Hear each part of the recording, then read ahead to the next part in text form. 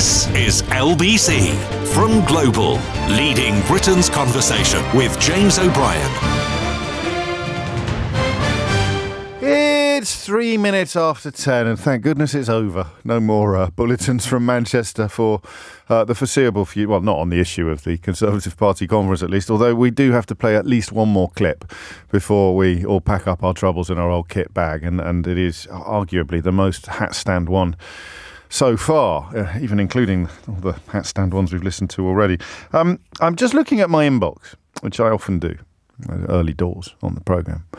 And I'm thinking this possibly is going to turn into one of those hours where I end it in a completely different position from where I started it.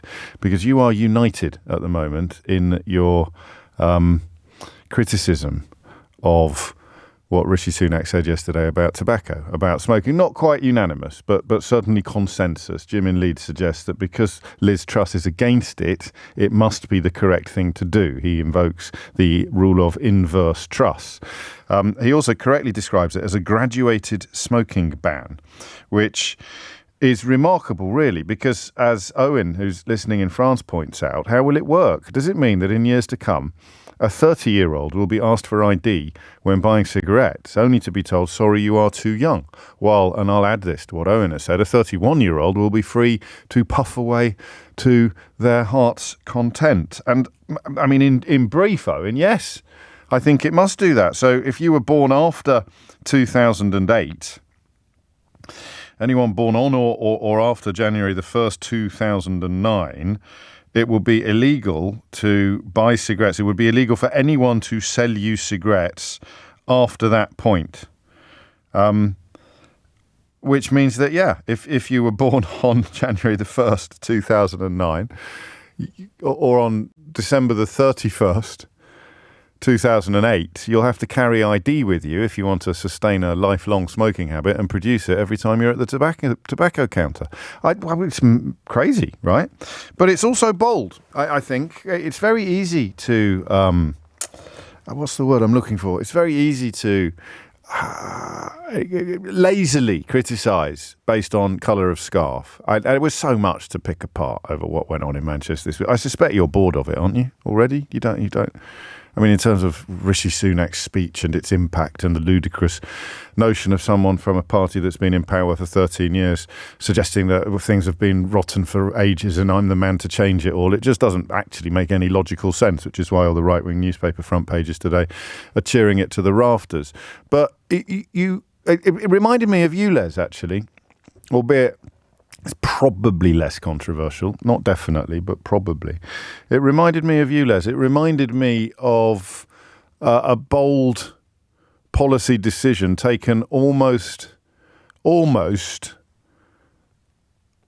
independently from party politics. Now, that sounds odd this week in the context of ULEZ, but if you remember who introduced it in the first place, and it was Boris Johnson, Sadiq Khan has presided merely over an extension of it, then you understand what I mean. It's not necessarily... I tell you what worries me a bit at the moment, and I guess it was inevitable, but Cameron and Johnson and a couple of others, Zach Goldsmith, for example, they managed to defuse political tribalism in the context of environmental policy. So I never really understood why it had to be left-wing to be an environmentalist. And it doesn't have to be left-wing to be an environmentalist. It has now, under Sunak, become left-wing because there is more money to be made in the short term by continuing to mine fossil fuels and burn them at a rate of knots, and big business and donors and the rest of it will, in the short term, benefit more from, if you like, anti-net zero policies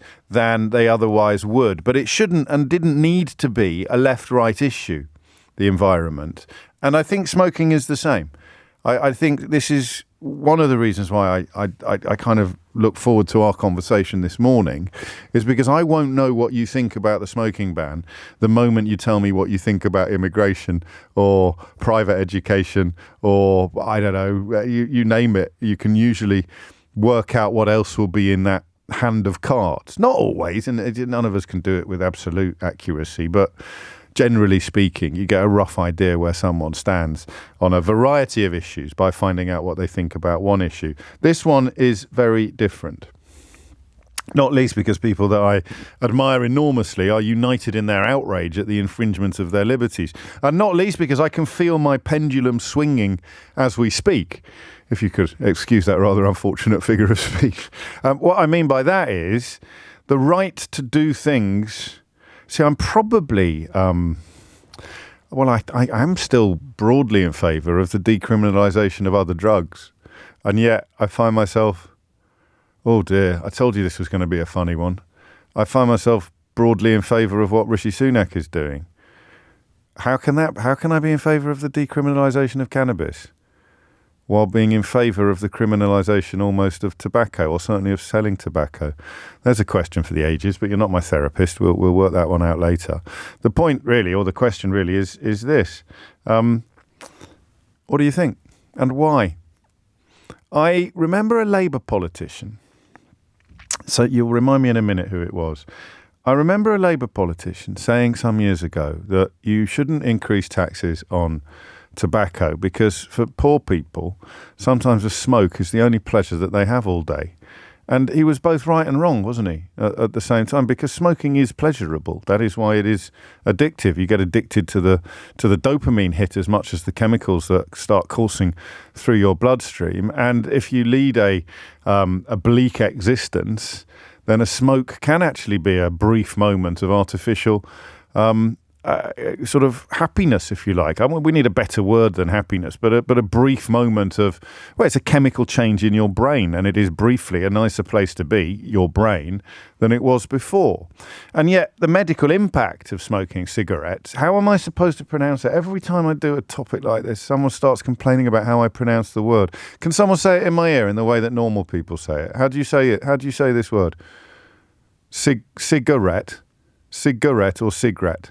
How do you say it? The first one. Why? Cigarette, not cigarette. So I get complaints. As soon as I start this subject, people complain about the way I pronounce the word. I don't even know if it's a Kidderminster thing or just a me thing. Cigarette. So the damage done by smoking tobacco, smoking cigarettes is so immense. You can barely put a figure on it. 64,000 people a year still die as a consequence of smoking. 1 in 4 cancer deaths, the Prime Minister said yesterday. You see the parallels with you, Les, because I'm sure there are people out there possibly working for secretly funded think tanks already claiming that's not true at all. Where do these figures come from? But what have you really got to lose with a smoking ban, with a proper, like really widespread blanket smoking ban? What have you got to lose? By banning it. Brief highs, brief dopamine hits. And what do you gain? Well, immediately 64,000 fewer deaths and a shed load less cancer crossing around the world. The NHS currently spends about 138 million quid helping people to stop smoking, but this, of course, comes at it from a very different angle. It would be illegal to sell them at all to anyone born after January the 1st, 2009, which I suggest, because a lot of you are asking how would it work in practice. Excusez-moi. But I suspect the more it kicks in, the further it reaches, the more tempting it will be for retailers to stop selling it altogether. I mean, this is a very, very big step on a path to the complete cessation of sale of cigarettes in the foreseeable future, certainly within our lifetimes, partly through legislation and partly through logistics. What's the point? There'll be so few people left to do it, and it'll be such a faff. How many people are going to carry around ID because when they're in their 40s? I mean, it's incredible to think of the scale of the change. Louise suggests just call them fags, James. Everybody else does. It's never been a word I'm comfortable with that. Probably because I went to public school. I just don't know why. I've never really done that. And of course, a lot of you already pointing out to me that the difference between tobacco and cannabis is the health impacts. So you're quite right, especially if you take it in some of the modern new ways. It's going to be a lot less deleterious to health in general than tobacco is. So there it is. The bit I don't get, and the bit that you're probably going to want to point out to me, is the bit about my freedom to do things that are bad for me. Right? My freedom to do things that are bad for me. Now, as a younger man, certainly within the course of time that I've been presenting this programme, I used to argue that. How dare you tell me? Because, I mean, really, the logic of banning tobacco would extend very, very easily to alcohol, wouldn't it? But just because you can't do all the stuff that you would do in an ideal universe health-wise doesn't mean you shouldn't do anything.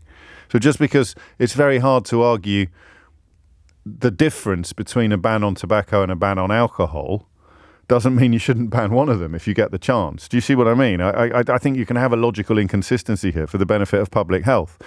No politician is going to bring in a ban on alcohol, I don't imagine, even though we currently have a Prime Minister and a Mayor of London who don't touch it. So my freedom to do things that are bad for me, I mean, what are your vices? So we've got a tax on sugar, but we haven't got a ban on sugar. Sugar, I think, in the years to come will emerge as a truly epic enemy of public health. Sugar is in many ways all of the things that brain chemistry changes are, and yet probably the most insidious of all. A, because it's everywhere, and B, because we find it so hard to think of it as as damaging or as dangerous is the way. I think sugar can't be dangerous. It's literally sweet. What are little girls made of? It's ridiculous. Little boys are made of slugs and all the nasty stuff. Sugar, that's what nice things, that's what sweet things are made of. But it's pretty dangerous. And that's the bit I don't get. So Ian Dunt in the newspaper today is absolutely livid about this. A big fan of Dunt's. And he makes a brilliant case, frankly, for this interference. But it doesn't reach the parts for me. It doesn't actually swing my pendulum back in the opposite direction. Here is a politician. Here is a population where about a quarter of all cancer deaths are caused by something. Here is a politician who has the power and the will to get rid of that something. What on earth would prompt you to object to him doing that? 0345 6060 973. I think, and it was such a bonkers conference that it's hard to sort the wheat from the chaff, but I think this might be proper legacy stuff. I can't see Labour reversing it, although it depends how far down the road the plan has gone by the time, if they are to get into power. But I think this is huge. Just look at those numbers. Look at those numbers. 64,000 deaths a year. 1 in 4 cancer deaths. Goodness knows how much it costs in other health conditions that don't kill you this year, but are already costing the NHS a fortune. And now, in the blink of an eye, in the stroke of a pen, in the process of a single vote in Parliament, you can actually just remove it from the body politic. What, and I mean this most sincerely, what is not to like? 0345 6060 973. What is not to like? And I want to make a list. That's not a rhetorical question. I say, what's not to like? You're not supposed to go, yeah, you're absolutely right, James. It's a brilliant idea. Well done, Rishi Sunak. You're supposed to remind me what is not to like. And there's a little hint of what some of those answers will involve with the alcohol parallel, or the sugar parallel, or whatever next parallel. But I think I can conceive of tobacco as different. I think it is so obviously avoidable. It's so many people have given it up. It's not like sugar or salt. It may not be good for us according to quantity, but a little bit of it's never good for you. And then already a text suggesting reading 1984, which I read every year, actually, very pompously, might prompt you to wonder about where the stop line is. It really doesn't, mate. The idea of, in America, you're not allowed to cross the road except at designated spots. That doesn't speak to me of a totalitarian dystopia where, a dictator is presiding over our every thought and utterance. You're just not allowed to cross the road in the places where you're most likely to get hit by a car. Here's some poison. You're not allowed to drink it. Here's some poison. You're not allowed to smoke it. But it makes me feel great. Yeah, but it's killing you a little bit every time you take a toke. 0345 6060 973. James O'Brien on LBC. James O'Brien on LBC. 20 minutes after 10 is the time. I'm going to stick my neck out on this and say I think it's going to be a big success, or at least it's going to be very, very popular. Mick in Devon puts it best. He says it is very close to ULEZ, James, in that most people won't understand it and will think it's some sort of punishment. It's not. It's preventing people from becoming addicted to something that is terrible for their health. No one who smokes today will be forced to quit. I am a smoker, but if I wasn't legally allowed to buy them at an early age, I wouldn't be smoking now. It's prevention, not banning. If there was a pill that that made you stop instantly, I bet most smokers would take it. I'm in favour. And so are most of the callers, although I'm going to have to try and keep a couple of phone lines free for the explanation of why we should be wary of governments deciding what we can and can't do in the context of health, because you could make a pretty long list of things that are bad for us that you are allowed to do. So should that list be endless, or should you pick things off it and get rid of them, prevent them, and indeed ban them, because it is going to be a ban for people selling them to anybody born after a certain date. Mark is in Brighton. Mark, what would you like to say? Oh, hi, James. I just think this is a massive move backwards when most countries seem to be going in the opposite direction by making marijuana legal, pushing an industry that's currently underground, causing problems, that's not taxed and not regulated. They're bringing it so we can tax and regulate it. Yes. I think banning cigarettes, pushing another industry underground where it's now illegal. Well, they won't be banned. It's just you won't be able to sell them to people born after January the 1st, 2009. So it would never be underground in the same way as cannabis. You'd just get your Uncle Bob to buy you a packet if you were desperate to have a smoke. So it's not. I brought cannabis into it myself, Mark, but I'm not sure it works as well as we thought it did. Yeah, but I mean, eventually the idea is that as the age goes forward, less and less people can. And you mentioned yourself earlier that, you're going to have to show ID if you're out and about smoking and things like this. These are logistical problems, but we manage with alcohol, albeit that it's not a graduated age limit. Some people still get asked for ID in their 30s because they look like they're much younger than they actually are. Do you smoke tobacco? I used to. I've given up for about 10 years. I'm struggling with a son at the moment, actually, that is going with a teenage son. So it's an industry that I can't stand, but I'm just never in favour of pushing these things underground. That's what I'm wondering. I don't know if it would get pushed underground. It's not like smoking weed. I don't think you'd have that same sort of. Well, you don't get the same high, do you? You don't get the same hit. So the idea of people sitting around smoking tobacco and listening to Lynyrd Skynyrd, I can't quite picture the subculture of illegal tobacco smokers at the moment. Can you? Sure. That's a good point. But I mean, kids. I guess the thing with kids at the moment is vaping, isn't it? Yes, it is. That is causing problems as well. It's causing many more problems. The health impacts are still not fully known, but they are unlikely to be anything like the impacts of smoking tobacco. But yeah, I do know what you mean, but I don't. I'm not gonna. My pendulum isn't swinging on this one. It's going to be an hour of examining my own pendulum today, just so you know, to keep you forewarned. It's not swinging on that because at this point, I'm just trying to think back to when it was first introduced. You presumably would have had tobacco parties and stuff like that, but I cannot currently see teenagers sitting around 30 years hence smoking illegal tobacco while listening to I don't know. What was the band before? Supertramp. Was it one pill makes you smaller and another? Listening to sort of hippie music while smoking. I can't see it, but I could be wrong. Thank you, Mark. Tim's in Krakow. Tim, what do you reckon? Yeah, hi, James.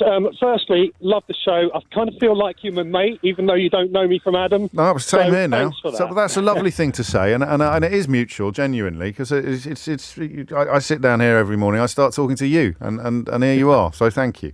Indeed I am, yeah. I guess my point on this is, whilst I agree that there should be legislation in place to completely rule out smoking, as an ex-smoker, I see it as the most evil thing. Yes. But I don't think it's going to work if what they're doing is targeting it in the way that they are. I think the villains here are the tobacco producers, yes. Those industries that are making an absolute killing out of, well, basically continuing to recruit more people who they are ultimately going to kill. I think the difference between, for example, like a cocaine producer and a tobacco producer is law, not morality. And I think that's what should be targeted. In a way, they are they're targeting them by saying you cannot sell it to these people. That's law. That's law. So the cocaine parallel probably works, because you say to cocaine producers, you cannot sell it to anybody. And if your salespeople are caught selling it, they'll get into trouble. And now you're saying to tobacco companies, you cannot sell it to this ever-growing cohort of the population. And if you are caught selling it to them, you will get into trouble. So it's Jefferson Airplane, not Supertramp. Forgive me. Carry on. Right. I got my pendulum today. My pendulum is rigid. I don't think it's going to swing at all. I'm sorry about that. I missed that. I'm out and about at the minute, and a truck just rolled past I me. don't think you're going to change my mind. I mean, how else would you do it? Tell me what your plan would be, given that. And I love your use of the word evil. So how would you do it? I think I would tax the flip out of those who are making money from this industry. So okay. It would do, absolutely. To and the I think point it would where make it, people can't afford to do it, and therefore it would sort of kill itself almost. Indeed. And this thing about putting the age limit on it, I don't think that's going to work either. Well, he would argue that it worked in 2007 when they increased the age from 16 to 18. There was about a 30% drop in the affected age group. So I don't fancy being a newsagent, though, on this one, do you? When someone comes in who looks right on the cusp. Exactly. And I think that one thing that I can't get out of my head is, I have a degree in psychology, and 20 years ago, I was given an essay to write. Why do people smoke? And when people are recruited, it's typically teenagers. Yes. Not many people smoke once they're, fully fledged adults and know better. You mean take up smoking? They don't take up smoking when they're fully fledged adults.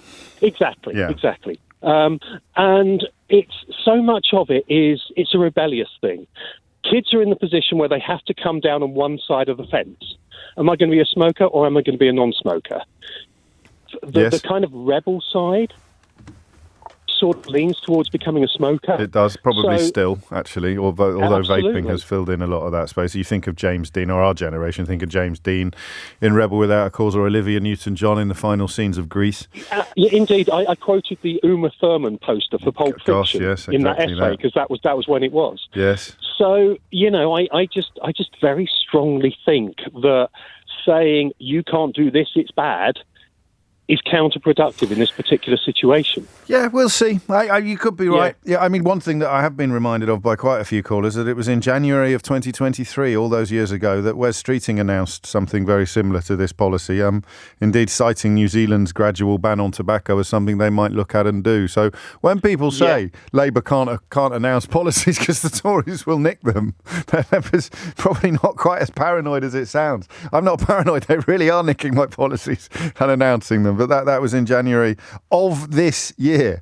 It's coming up to 10:30. My pendulum is not really swinging, and that's partly because I'm a bit stubborn, probably, but also partly because these arguments, though pertinent, are a little bit too speculative for me. You're not allowed to advertise tobacco in a way that makes it look cool anymore. I don't think that if Pulp Fiction was released today, I'm not sure that you'd be able or permitted to have Uma Thurman smoking in the way that she is on that original poster. I'm not entirely sure. I suppose it'd be a bit odd for period pieces.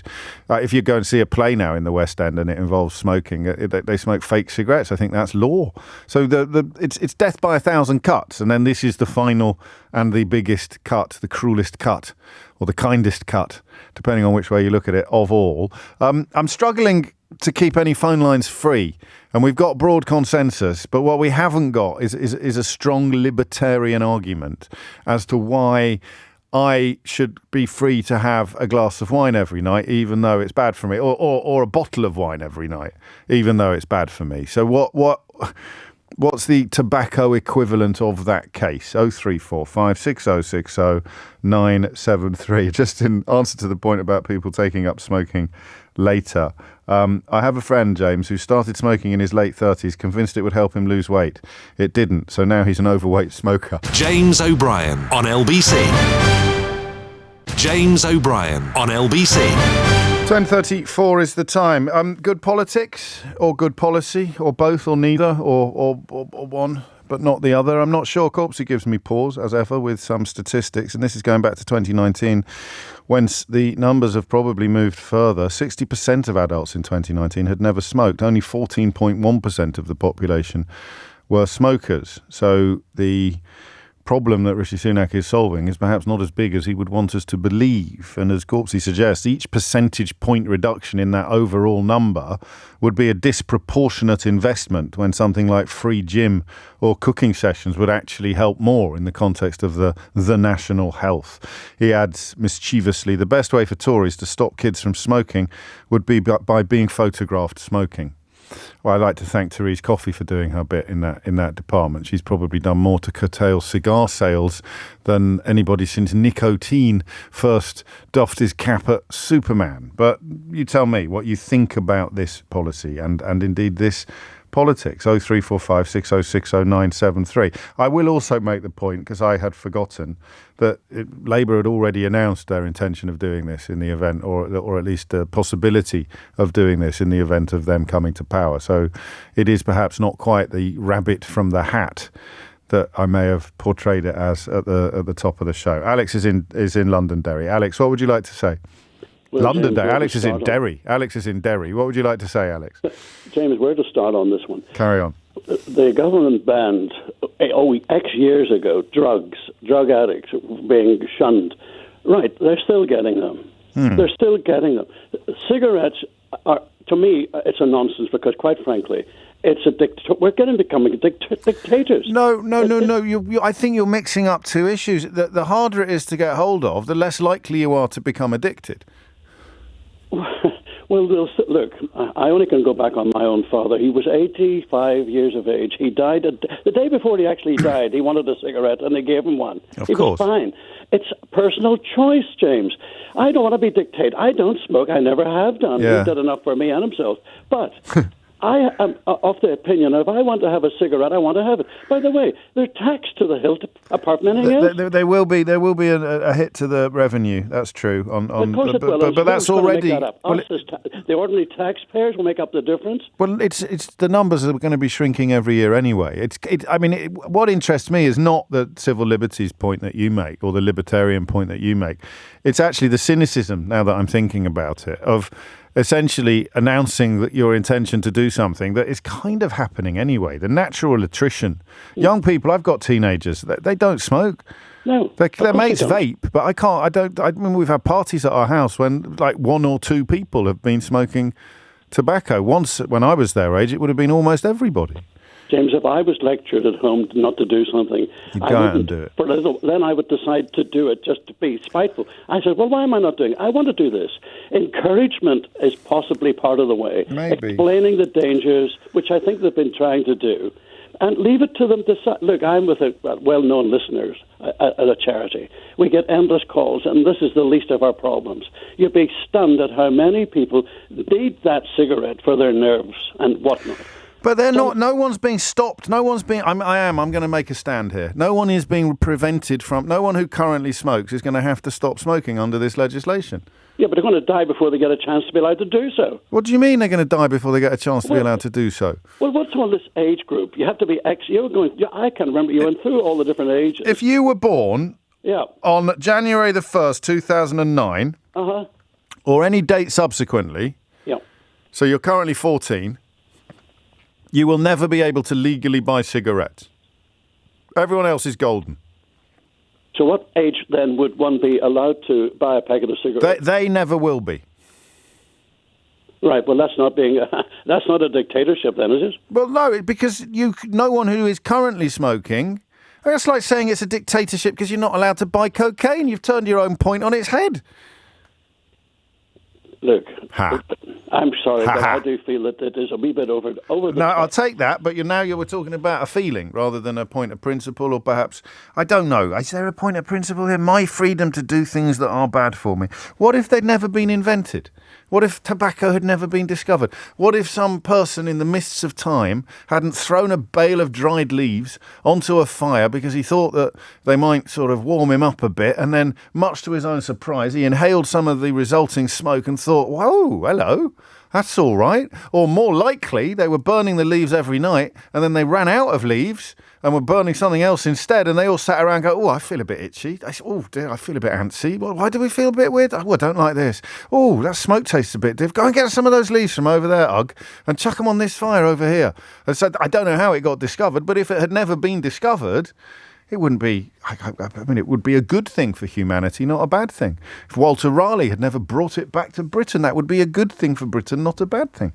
But I take some of your points. Zaki is in Lambeth. Thank you, Alex. Zaki, what would you like to say? Hi, I'm a first-time caller. I've been listening to your show for ages, so thanks for having me on. Thank you. I guess I'm probably a bit younger than most of the people who've spoken so far. So I turned 18. Excusez-moi, actually. I examine the demographics for my audience very closely, Zaki, and I am currently particularly popular among 18 to 30-year-olds. So I don't know what age group you are, but a little bit less of the lip, please, young man. Sorry, sir. Carry on. I turned 18 just very recently. And one thing that I found is that among kind of my friends and people like that, many of them they have tried to smoke, they've gotten into it, but then very quickly realized, it's too expensive to kind of maintain as a habit. That's true. And actually, to be honest, it's not really it's not as cool as it once was. And really? Most people, and I think, to be honest, the way in which kind of smoking kind of is treated is kind of like a thing you try once, you get used to it, you get over it, and you move on. What happens if you're at a party and someone lights a cigarette? What's the sort of response? What's the? Most of the time what ends up happening is they'll go out into the garden, do that by themselves or in their small group of people, then they'll come back in, get bored because it's gotten too cold, and come back inside. No one I know really does it habitually, because I reckon that the majority of people, to be honest, are their entire lives, all they've ever seen is posters and pictures of, tarred up lungs. Rancid lungs. Clogged up arteries and things. So for your generation, oddly, the more we talk about it, actually, it's not that I'm changing my position or it's still a good idea, but it's not a very big deal, is it, for your generation? No, not particularly. But I think what I would say, though, is that for the NHS, for example, I think it probably, in the long run, I think, assuming that it survives the next couple decades and actually get some funding, I think probably this will be pretty good for it, because diseases caused by lung cancer are some of the most preventable. You just don't. If people don't smoke, then they won't get sick. Yes. And so the idea of kind of preserving people's freedom to do something that's going to kill them in the end, at the expense of the NHS, seems like a really stupid thing to do, in my opinion. I think you put it very, very well. Out of your sort of just 10 random friends, how many vape habitually? Probably, maybe out of my 10 friends, probably maybe 4 or 5, maybe.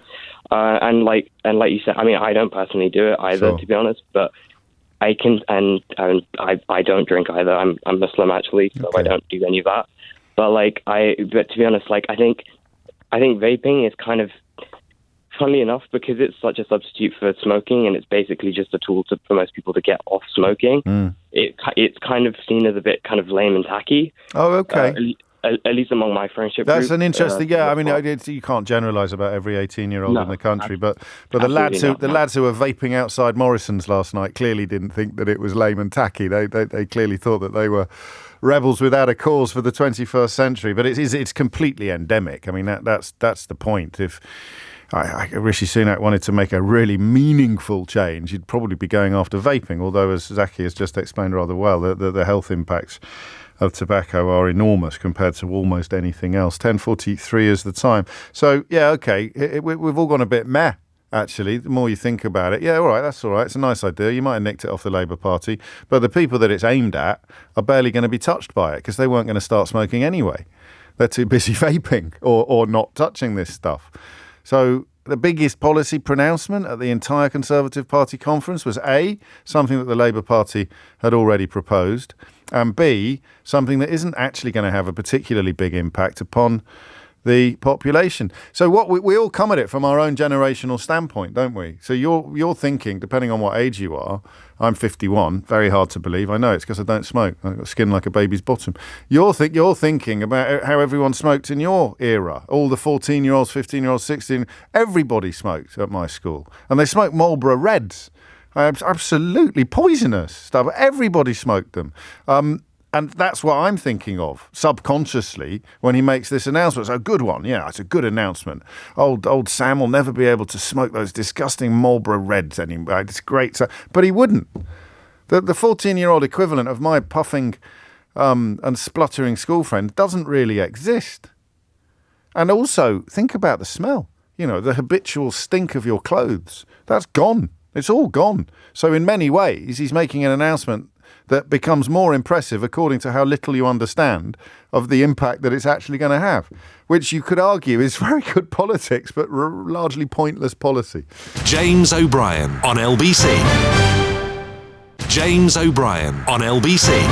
10:48 is the time. Just a little bit of a glance in the rearview mirror for the mad events in Manchester this week. We should have done the front pages, but you know what I've done, don't you? I've cut all my papers up to chop out the stories that we're going to talk about on the programme, so I haven't got them. So you heard, I can say this with some confidence because I was here. You heard all of Rishi Sunak's speech yesterday, and it was rubbish, really, wasn't it? But no, it definitely wasn't rubbish. Huge decisions to change Britain, says the Daily Telegraph. Daily Mail inevitably goes even further down the madness that day. Rishi gave Tories a reason to believe he can save us from Keir's wokery. What does that even mean? Don't ask them, they don't know either. Daily Express is in a class of its own these days. I don't imagine you ever see it or read it, but holy McMoly. Game changer Rishi's radical policy. Game changer, ! Rishi's radical policy, blitz to fix Britain.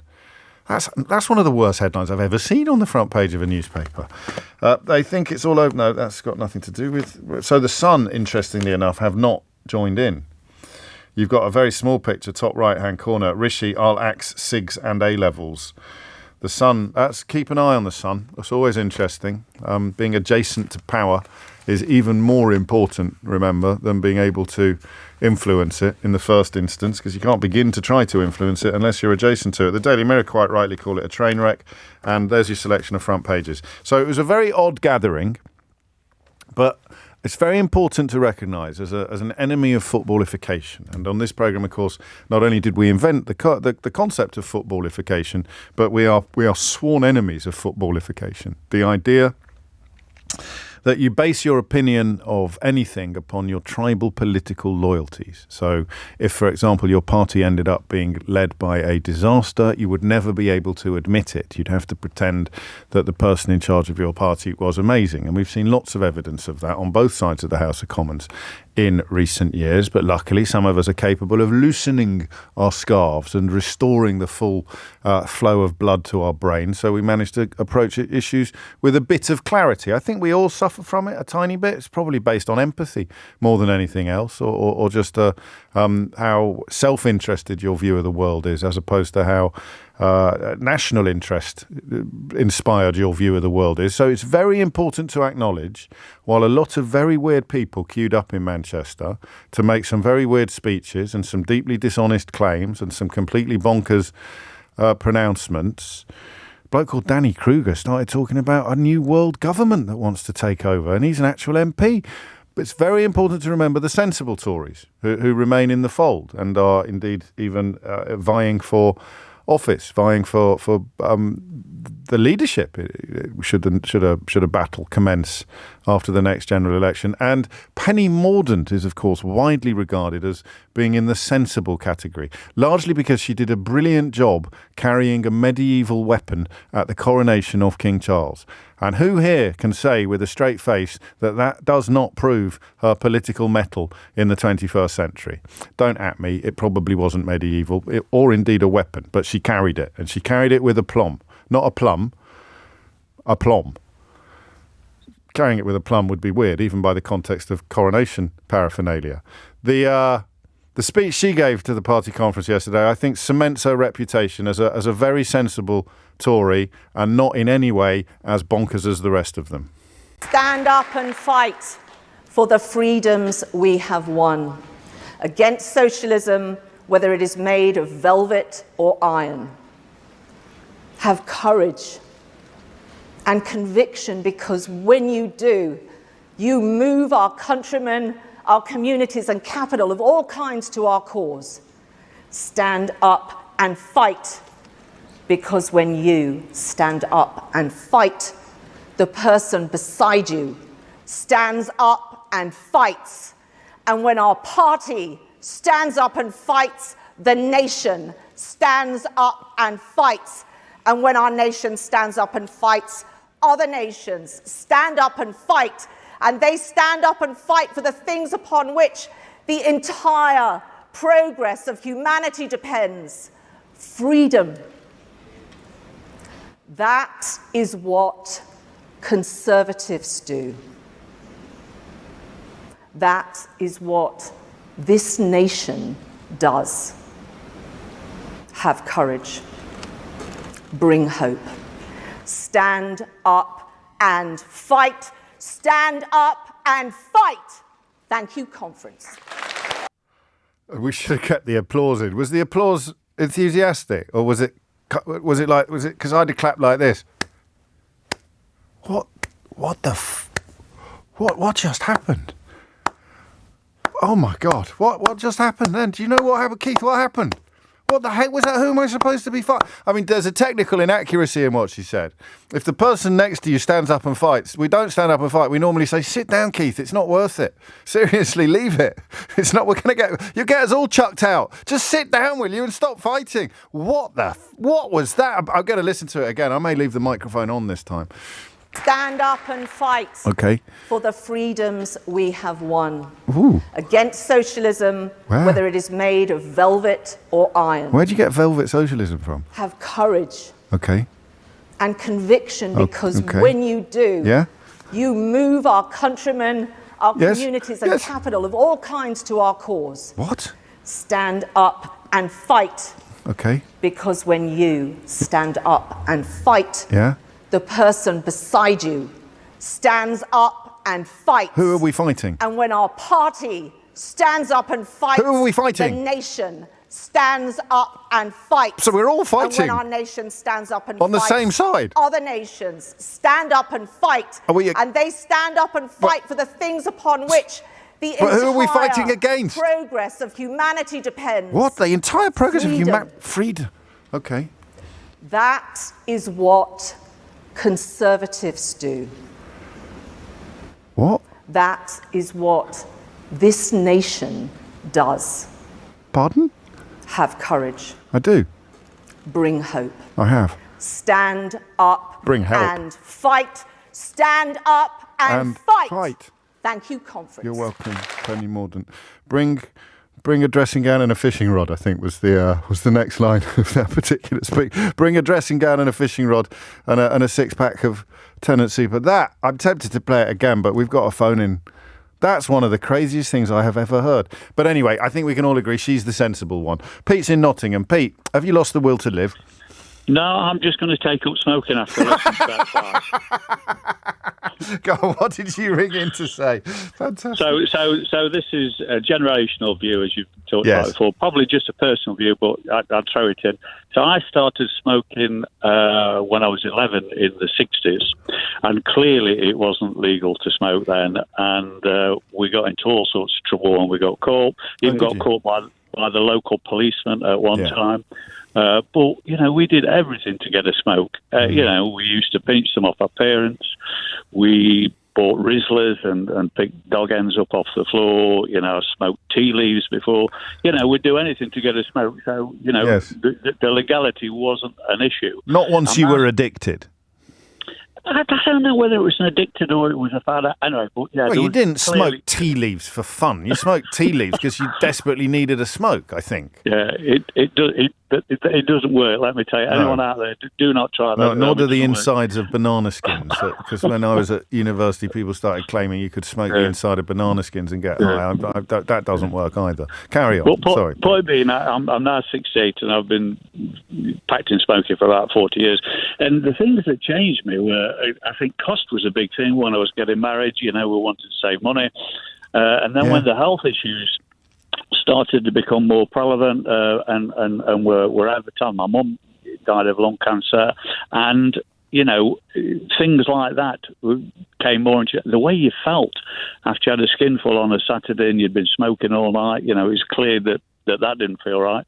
And then ultimately, when we had a child, it was, whoa, we don't want to be smoking around a baby. It's kind of we've had prohibition through pricing and education, really. So is this fine? Is this step necessary, do you think? I don't think so. I think the concentration on those. But the big thing was, when we had our daughter, it was, look, that was the catalyst to say we must stop smoking. We don't be smoking around her, damaging her little lungs, and then also perhaps giving her the habits that we picked up from our parents. That's very true.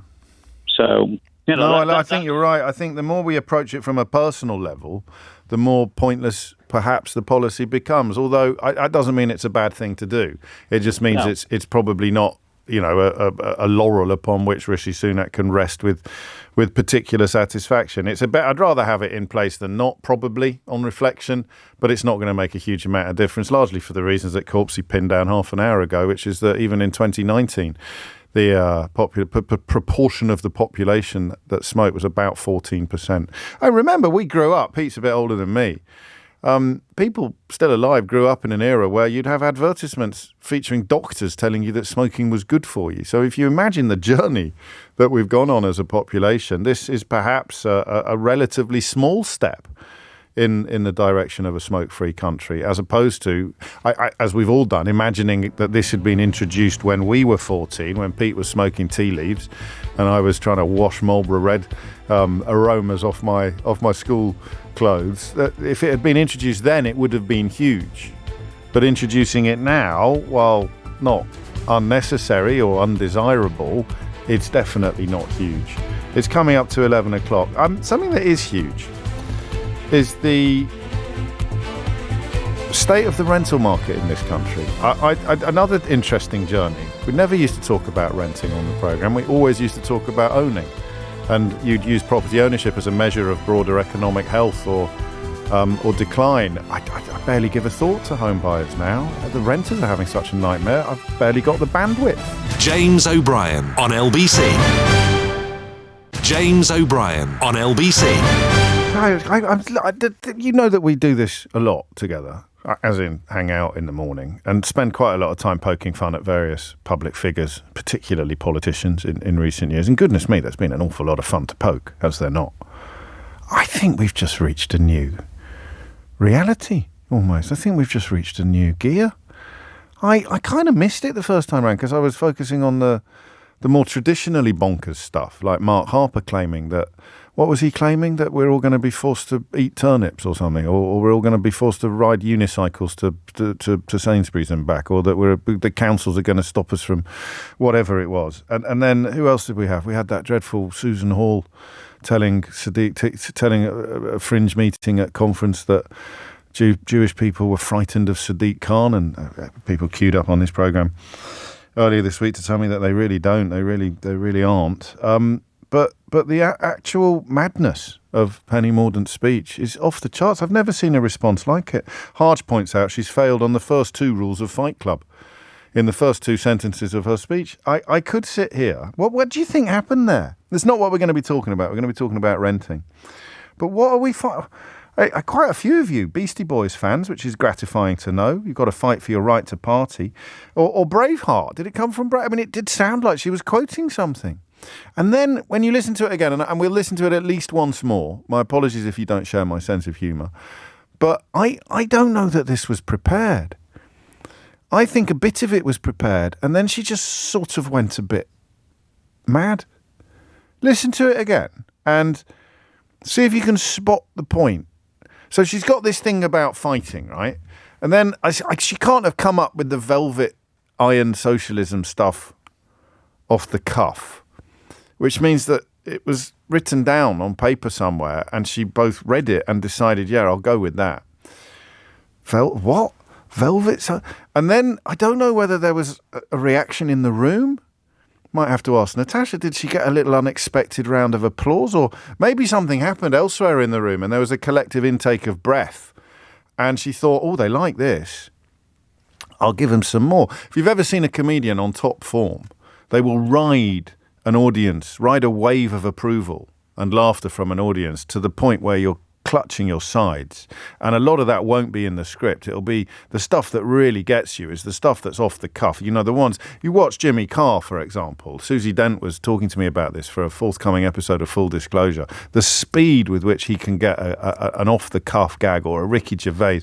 And then to go higher and higher. Dara O'Brien is a master of this as well. Higher and higher and higher. So you get a reaction from the audience, and you somehow, it's a form of performance alchemy. And you know it works. So you'll extend the pause, you'll enhance the words, you'll increase the speed. What happened in that room after she said some fairly mad stuff to make her think, I know what they want. They want some really mad stuff now. It's absurd. Just listen to it again and see if you can spot the moments where she is probably going to places that she hadn't prepared in advance. And then I promise I'll try not to play it to you again. But please remember throughout, this is the sensible candidate in the current sort of leader of the House. Is that a cabinet position? I can never remember, but it doesn't matter. She's about number 2 or 3 on the bookies list of most likely next leader. I have no idea what she's talking about. Can we keep the applause at the end this time and see what it sounds like? Just to get an idea of whether or not that room in Manchester was a sort of twilight zone, unrecognisable to the rest of us. Stand up and fight for the freedoms we have won. Against socialism, whether it is made of velvet or iron.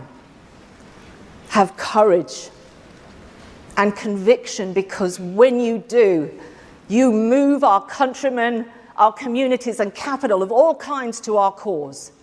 Stand up and fight, because when you stand up and fight, the person beside you stands up and fights.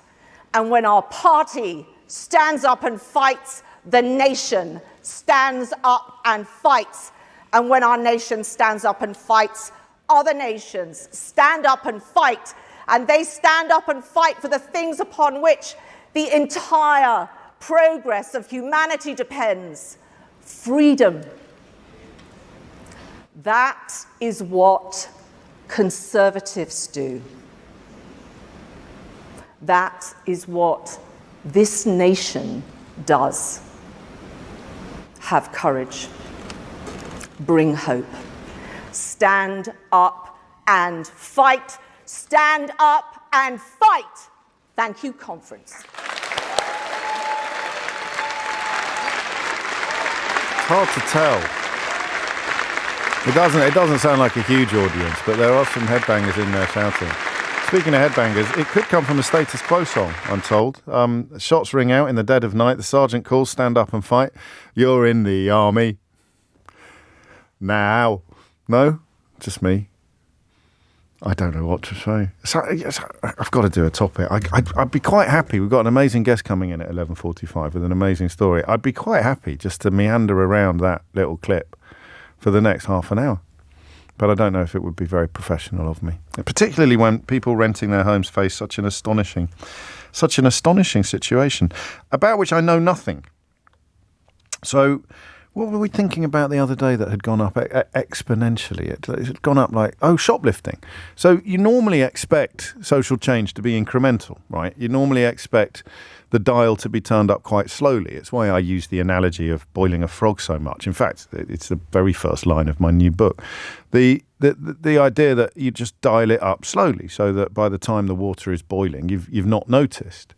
And that's normally true of almost anything, the good stuff and the bad stuff. Look at the smoking ban. You know, that there was some fairly big twists of the dial there, but it's been incremental. We've gone from being a country where doctors would appear on billboards encouraging you to smoke cigarettes to a country where, and I always remember this, it wasn't long after I started at LBC, because one of the billboards that I'm about to refer to was on my journey to work.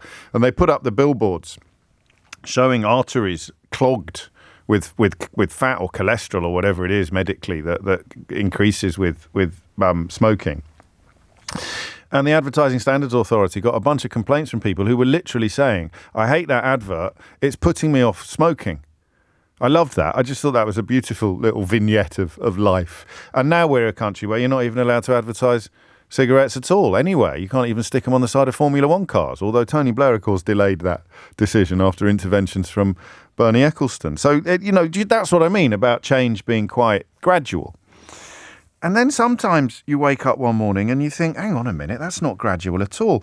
So in 2019, right, if you were a landlord or a property agent and you had a new property to rent out, in 2019, you would get 6 telephone or email requests to view a new place. That is only 4 years ago, right? 2019. That's not an opinion, that's counting. So you'd get about 6 telephone or email requests to see a new place. By spring of this year, that figure had risen to 20. So you put a flat on the market at 10 o'clock in the morning, and by 11 o'clock, you've had half a dozen inquiries. That's 4 years ago. In spring of 2023, you put it on at 10 o'clock in the morning. By close of play, you've had 20 inquiries. Probably not even close of play, probably within an hour. And now, today, 5 months on from the spring, it's 25. You put a flat on the market, you get 25 people trying to arrange a viewing.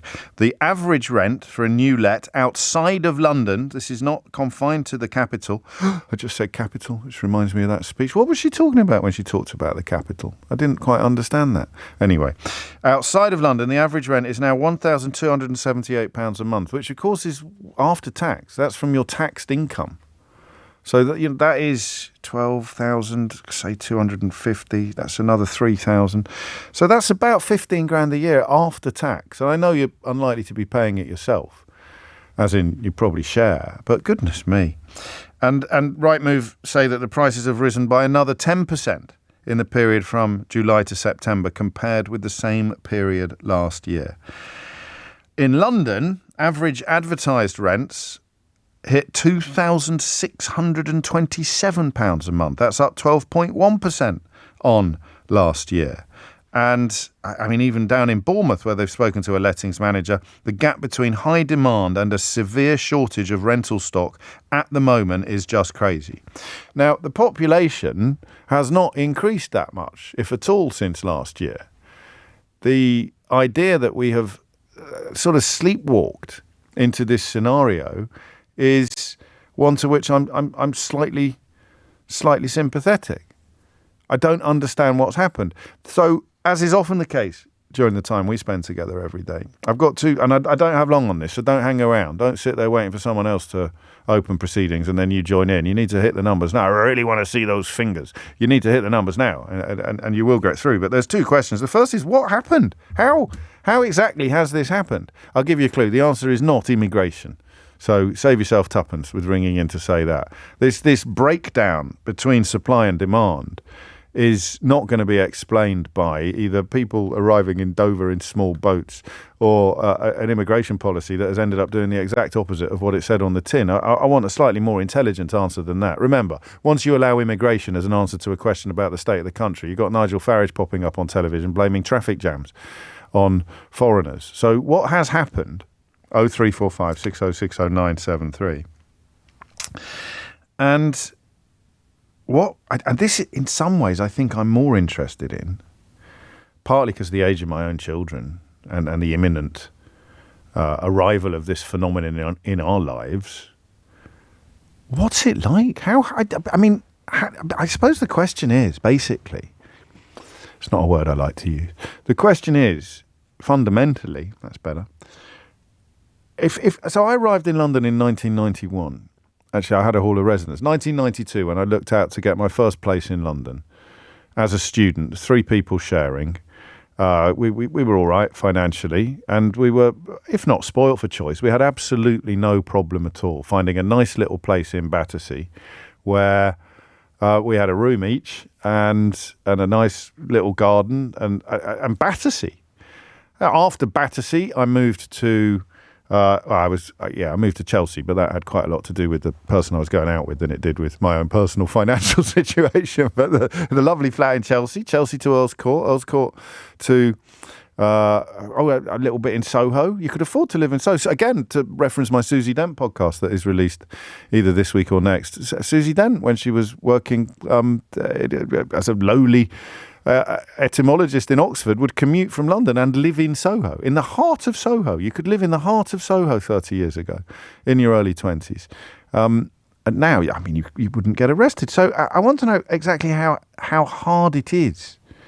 How hard it is. On the other hand, as Caroline points out, who cares about the housing crisis when there's velvet socialist wokery to fight? You make an excellent point, Caroline, and if you stand up to fight, I will stand up to fight. And if I stand up to fight, Keith will stand up to fight. And if Keith stands up to fight, Anton Deck will stand up to fight. And when Anton Deck stand up to fight, Gordon the Gopher will stand up to fight. And when Gordon the Gopher stands up to fight, other nations will stand up to fight. And when other nations stand up to fight, we will all stand up to fight. And eventually someone will put their hand up and say, Penny, if we're all fighting, who are we fighting against? And she will say, wokery and cheese imports. And we will all thank the Lord for such leadership. I got distracted. Caroline, be quiet, please. Of course we care about the housing crisis, albeit that we're very conscious of the permanent threat of velvet socialist wokery. So what has happened, and what's it like out there? I can't even conceive of it. And I rented until I was 28. I rented in Manchester and I've rented in London. And the idea of not being able to find somewhere, or the idea of turning up to check out a property and there being 24 other people there, I don't get it. I don't get what it must be like. How hard is it? What do you do? Do you move home? Does it limit the jobs you can do? Do you stay in do we still have YMCAs? I don't even know. How long can you sofa surf for? And you're not skint. You've got the money. But you can't find... I mean, it is absolutely bonkers. It's 11:17. James O'Brien on LBC. James O'Brien on LBC. 20 minutes after 11 is the time. The average queue of tenants requesting to view a rental property in Britain has lengthened from 20 to 25 in 5 months. In the immortal words of Marvin Gaye. What's going on? Charlie's in Putney. Charlie, what would you like to say? I like Putney. Hello, James. Lovely How are part you? of the world. Very well, mate. What's on your mind? Good. Yeah, I just got a pretty good example of this, really. We were renting a flat for we were there for 2 years. It was a 2-year lease. By the time we were coming round to sign the lease again, I negotiated to say, I won't go into it, but we had a lot of problems with the flat, and I said, I don't know what's going to happen with the rent.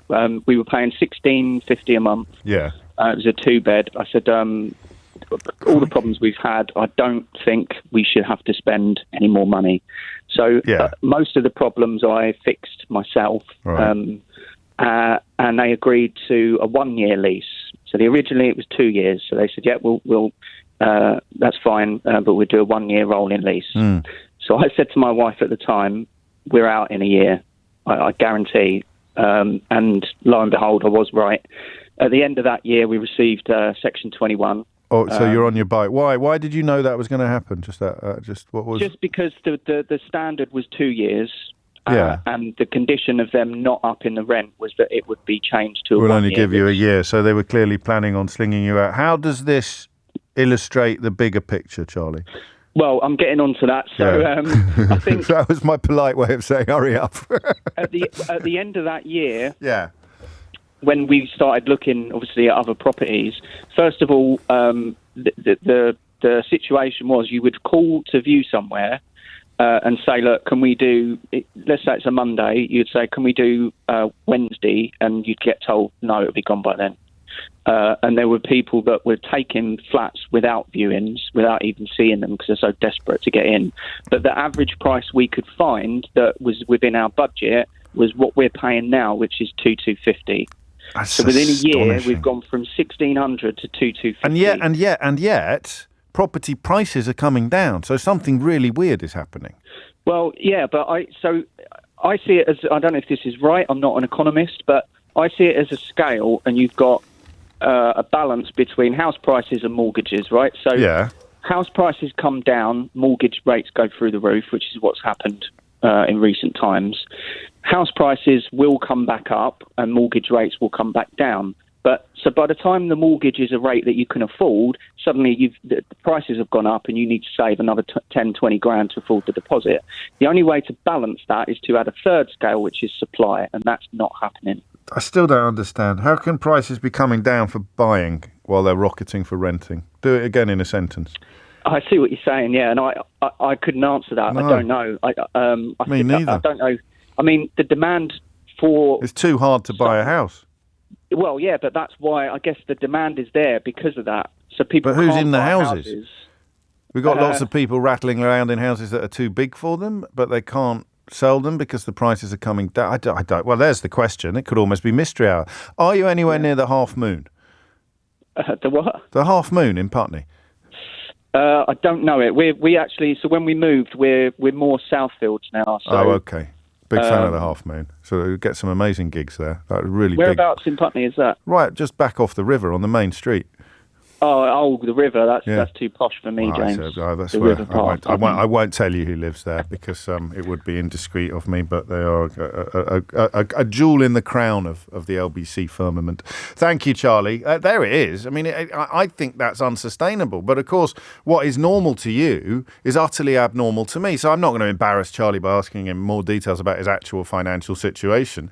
But when I was renting as a young man in London, and I wasn't on a particularly great scratch. I mean, certainly not in the early days when I was working in a shop, but I had a social life. I'd go out a lot. I'd go to concerts. I'd eat out.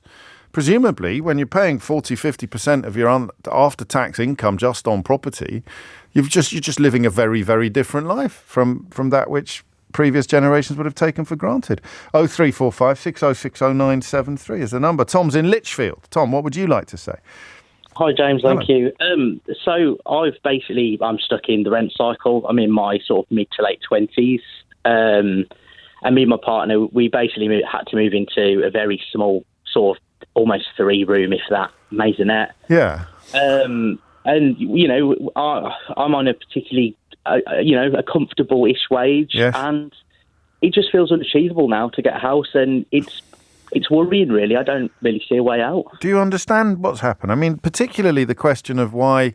Because I've got a mortgage, but I'm a homeowner, so I watch that more closely than I watch rental prices, because you're always interested in whether your house is likely to be going up or down. And they're generally coming down at the moment, while rents are rocketing. And someone's going to be able to explain that. I sense that it's not going to be you or me, Tom. No, I'm afraid not. Oh, I wish I could. But no, it's scary. It is really scary. And it can only get worse because someone in your position, and I'm glad that you're in Lichfield, because I don't want this to be a London-based conversation by any stretch of the imagination. Actually, we've got someone waiting on the line who's in Bavaria, so that spreads the conversation quite a lot. But you become, with every increase in your rent, you become measurably less likely to become a property owner because the money that you would be putting aside for a deposit is going to your landlord. Absolutely. It just feels like the goalposts just keep getting... smaller and smaller. It seems closer I get, and then they change it again, and yeah. And there we are. So to be fair, I don't want to patronise you, but you're still very young. I wouldn't give up on it. I wouldn't give up on it yet. I think I was roughly your age when I got on the property ladder, but on the income I had then, I wouldn't be able to now. And at risk of giving you some form of mental collapse, Tom, we got a 110% mortgage in the year 2000. So they come in and give you 10% of what the property's worth to furnish it. And I mean, that must strike people listening today like children being sent up chimneys in Victorian times. It's so utterly alien to the world that they inhabit. Ollie's in Camden. Ollie, what would you like to say? Hi, James. Yeah, I work for a property developer in London, and I realise there are loads and loads of reasons why rental prices have been high. Well, give me a few. Give me a few. Don't just dismiss it. I mean, I haven't got many written down yet, because the big mystery to me is how the property. If I sell people selling houses are getting less than they would have got a couple of years ago, and yet people renting homes are paying exponentially more than they would have done.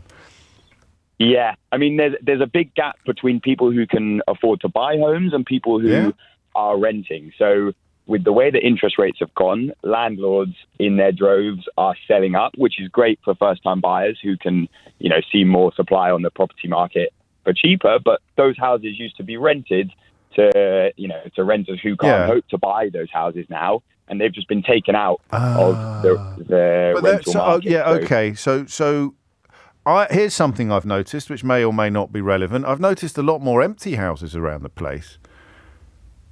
because but they might be an asset or people who've. But no, but then you'd be able to rent it out really easily. So that can't be it. Yeah, that doesn't make sense. Me. Do you know what? Actually, Ollie, between you and me, I said I've noticed a lot of empty houses around the place. I've noticed 2 on my bus route that have been empty they've been empty for ages, and I'm extrapolating from 2 empty houses on quite a short bus journey some form of national significance that is clearly not in place at all. So let's pretend that part of this conversation never happened. Sure, yeah, perhaps that's anecdotal. One reason I wanted to talk to you about was the planning system in this country. It is so hard to build new homes for rent. We're currently trying to build 7 flats in, a London borough that I'd rather not name. We have planning permission to do it. Currently, the land there is sitting there doing nothing. It's concreted over, sort of in a back street. And we have planning permission to do it. What you then have to do is discharge planning conditions.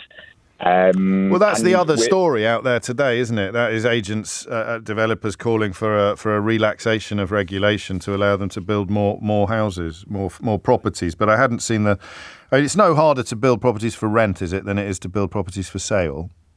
No, I wouldn't say it is. I think it's hard to build them all at the moment. I mean, the planning system needs to be relaxed, yes, but resourced as well. I mean, we just can't get a reply from the council. Currently, we all want homes to be built. We want to build these homes, but we literally can't do it because the council won't respond and allow us to discharge. That's very interesting. No, you're right. Actually, that is also anecdotal. Actually, Champ. While we're swinging that accusation around, but it's probably a more pertinent anecdote to the bigger picture than my bus journey to the station every morning is. And actually, you remind me that I now understand why you didn't want to name the borough. One of the UK's largest Conservative-run councils has warned that it faces financial meltdown and has called on ministers to fix the broken local government funding system. So whoever is supposed to be answering your phone or responding to your emails quite possibly doesn't exist or is disappearing under a mountain of paperwork. And I said it before and I'll say it again. The crisis of funding councils needs to be removed from party political tribalism. Whether it's Birmingham or whether it is, in this case, Hampshire County Council, one Labour, one Tory, don't, whatever you do, let the usual suspects in the media portray it as socialism of either the velvet or the iron variety that is to blame. James O'Brien on LBC. James O'Brien on LBC. 11:34 is the time. So I'd give you little tastes of my inbox sometimes. It's generally, I'd say it's a 90% glorious place these days. Didn't used to be. We used to have armies of trolls bombarding the programme on a regular basis. I hope they're all right. But here's an example of something I look at and think, have we been listening to the same programme? What garbage you constantly speak, pathetic, privileged idiot. Which bit of that show would that? All of it? None of it? Bits of it? This bit, that bit, I don't know. That's all I'm literally saying for the last 30 minutes is, good grief, how can it be that renting is so expensive? And then, of course, with the added question now of the fact that property owners, or house prices rather, are the worst they've been. The market is in its weakest state since 2009, according to the lender Nationwide. They slipped 0.8% in August. They're down year on year, even more than that. A typical home is worth £14,600 less than it was 12 months ago. That's working on an average property costing just shy of £260,000. So, I mean, it's just bizarre. Prices are down 5.3% from August of last year. Hang on, let me check when this was written. You've got to be careful. Oh, that was written today. Yesterday. Blimey, that's up to date. So down something percent, 5.3%, and yet rents are going through the flipping roof. I don't quite understand that. I wonder if anybody does. Derek is in Christchurch. Derek, what would you like to say? Hello, James. Nice to talk to you again, my friend. I know that voice. Oh, yeah. Sweet Caroline. That's whoa. Derek, for people who don't know, was a Neil Diamond tribute act working in Benidorm who had to come back because of Brexit. That's it. Look at that. Mind like a steel trap, Derek. What prompts you to ring in on this one? Well, it's been a complete disaster from one end to the other. I started working down this way, and I was offered work up in Yorkshire, where I came from originally, as you probably know. Of course. And I went up there with the promise that I was going to be doing tribute. So I decided to take my caravan up there on the campsite. I went and took my caravan up there, kept the flat on because it's a little rented flat. Well, flat. It's a bedsit in Christchurch, in Christchurch, near Bournemouth. So I wanted to go up there because I know for a fact that I could have got somewhere like a 2-bedroomed house with a bit of a garden to let the dog out in, blah, blah, blah, for the same price. Got you. Went up there and started doing the work and started to get the deposit together to put down on somewhere. And then the mortgages, I think it was the mortgage, the interest rates or something like that went up. And all of a sudden, the places I was looking at for £600 a month were nearly £1,200 a month, and they're really stamping on you with regards to the dog and everything. Of course, so, to be honest with you, I struggled like heck trying to find somewhere, and a few other disasters happened. I had a problem with my car, which I had to pay out, but that's beside the point. Well, isn't it? I mean, because the higher the rents get, the harder it is to keep your head above water in general, isn't it? This is it, and price of fuel it's gone through the roof. And of course, pulling a caravan, I've got to drive something like a Discovery, haven't I? Of course. So it's not like cheap to run. No, of course. Yeah, different costs. Your costs go up in other areas when they come down in one. Yeah. So I was travelling like 90 miles a night to some of the gigs, and then 90 miles back. Right. So I was ending up with nothing. It was ridiculous. Yeah. So I bit the bullet and decided to come back down here again. And now I'm struggling because it's just basically people book well ahead. Yes. And of course, I'm talking to friends out in Spain that have stayed out there they have residencias, of course, and they're doing all right. Oh, so dear. I've got to try and get some work together, but it's just been an absolute disaster with regards to renting. Because the relationship between income and outgoings has been completely broken, hasn't it? So it's just wrecked it, absolutely wrecked it completely. I guess actually, the property prices are coming down because mortgage payments are going up. Therefore, people can't pay what they would pay previously. So actually, it's not quite as counterintuitive as it originally looked because rents are going up because there's fewer people buying houses. But I still don't have. I've got this idea of there being towns full of empty houses somewhere. Is the only way I can understand what's actually going on. I thought there'd be work on the south coast. Well, that's what I've come back down here to do. I came about 3 weeks ago. All right. I've done my website and stuff like that. But let's give it a plug then, Derek. Let's try and get you a little bit of business. Are you sure? Of course I am. Yes. You're not asking me to sing again, are you? Yeah, well, you're more than welcome to. I mean, you might drum up a bit more trade if people can actually let the dog see the rabbit, Derek. Okay, my website is www. AwesomeNeilDiamondTribute.com. Simple as that. Go on and give us a few bars. Love on the rocks ain't no surprise. Pour me a drink and I'll tell you some lies. Got nowhere to live, but I'm living down here in Christchurch. That's topical as well. AwesomeNeilDiamondTribute.com. You look after yourself, Derek. We'll speak again soon. And I'm sorry you're on your uppers, but you'll bounce back. I'm certain of it. 11:40 is the time. Abdul is in Kingston. Abdul, what would you like to say? Hi, James. Great show as always. Who do you do a tribute to? Who's your artist that you do tributes to? I don't, unfortunately. Come on, everyone's got something inside. A little bit of Elvis. Come on, Abdul. No, not me, unfortunately. Just touching on your kind of base, what you're trying to establish, how rents have gone through the roof. We're a small agency in Islington, and what we're finding is that there's not enough stock. Whether you're a large agency or a small agency, there's just nothing around. And a lot of people are trying to renew. Yes. And what landlords are doing are, obviously their payments have gone up, so they're having to double the increase what they would have done previously. Yes. And where tenants have had it, where they've been in a property for like 3-4 years. I think one of our previous callers was in a property for 2 years, had a 2-year contract and then only renewed for a year. What we're finding is that where landlords have been more than accommodating in the past, their payments have just gone up and they're having to recoup some of that money. And I'm finding that's why the prices have gone up so much. and it's not ideal. I completely agree. But we're finding that a lot of tenants as well, they're not helping themselves. Where they can afford to pay more, they're outbidding people. Yes. And so you end up paying what you can afford rather than what the property is worth. But it's not even good news for the landlords, really, by the way that you describe it. It's not. And then the question of why the numbers are going down on property ownership, some of the answers are actually the same.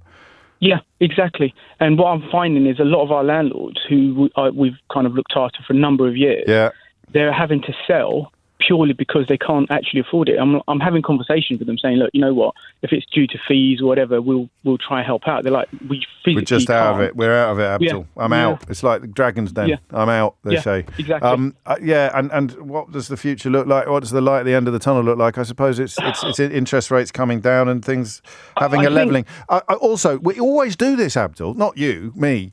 We get to 42 minutes into a conversation about renting without mentioning Airbnb. So my confusion about where are all these properties that people would previously have been living in. Yes, a large part of that answer is in large parts of the country, particularly cities and obviously seaside resorts and the rest of it, they're going to be rented out on a week-to-week basis rather than a year-to-year basis. Yeah, and that's purely due to the government's kind of rules on taxing. I mean, landlords are the only people in the UK have to pay tax on money they haven't actually earned.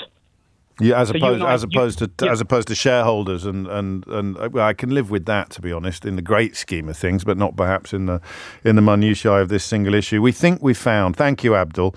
Lots of jokers out there pointing out that perhaps Opposites Attract would have been a song that you could have got stuck into early doors.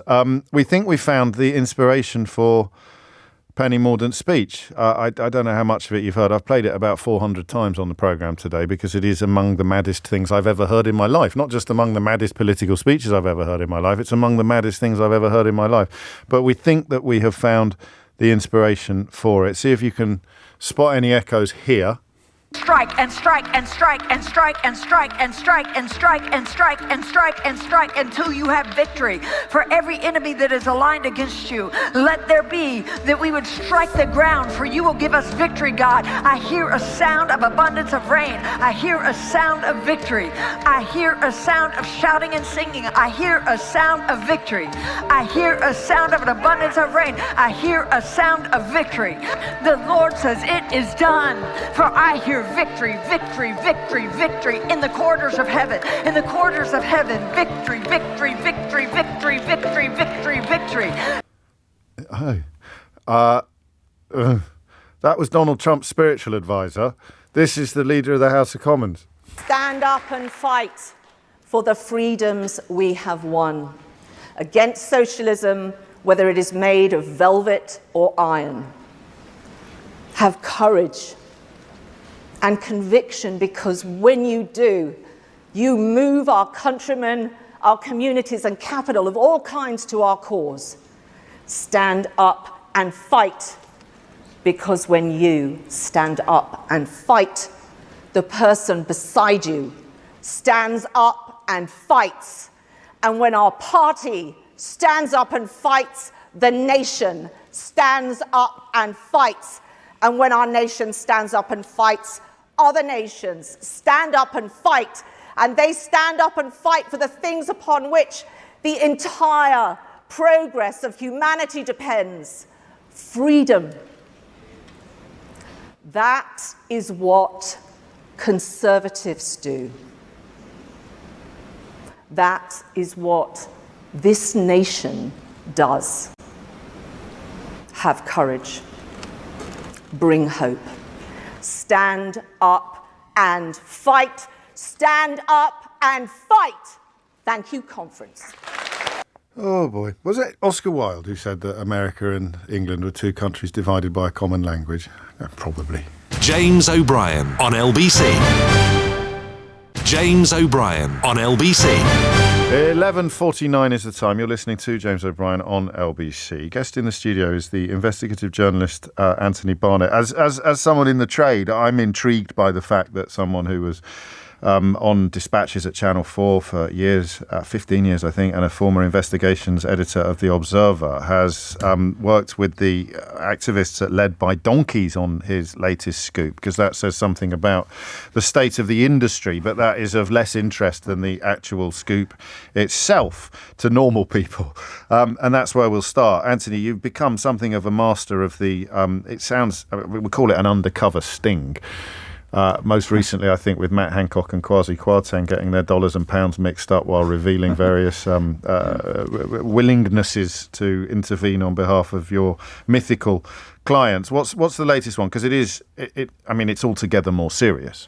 It is in many ways, and I have to say Led by Donkeys are one of those rare groups of people that are willing to kind of commission brave, bold investigations and asked me. We looked at the government's plan to deport some refugees to Rwanda, and we were thinking about how on earth can we look at some of the issues involved in this plan that gives us discomfort. So, we decided to do an undercover operation and approach people that we knew that had worked for the Rwandan regime and see what they really thought, beyond the spin, what they really thought of the country, its human rights record and the refugee plan. So, we approached a British PR firm that had been working closely with the Rwandan regime up until recently, and he introduced us kindly to the ambassador in London. Who did they think you were? Oh, yeah, sorry. We pretended to be a fake Southeast Asian business who was interested in investing in Rwanda, and that's how we approached the British PR company. And he then kindly introduced us to the Rwandan ambassador in London, who used to be very close to the president in Rwanda, who was the former justice minister. So we'll start then with the public affairs agent, a chap called Terence Fane Saunders, who, well, you introduce this if you want. You tell us exactly what's happening here. Yeah, so this is our undercover reporter who's involved in a Zoom conversation that we recorded, explaining that he wants to interested in investing in Rwanda and asking him what he really thinks of the regime and the country. I mean, we haven't organised a trip for any hostile critics out to Rwanda because we thought that might be playing into their hands. They would just be digging for negative stuff. So the people who've gone out have tended to be either enthusiasts or people who are open-minded. We coined a phrase, Rwanda works. And it does. It's totally different to other parts of Africa from that point of view. So I'm a big fan of Rwanda in many ways.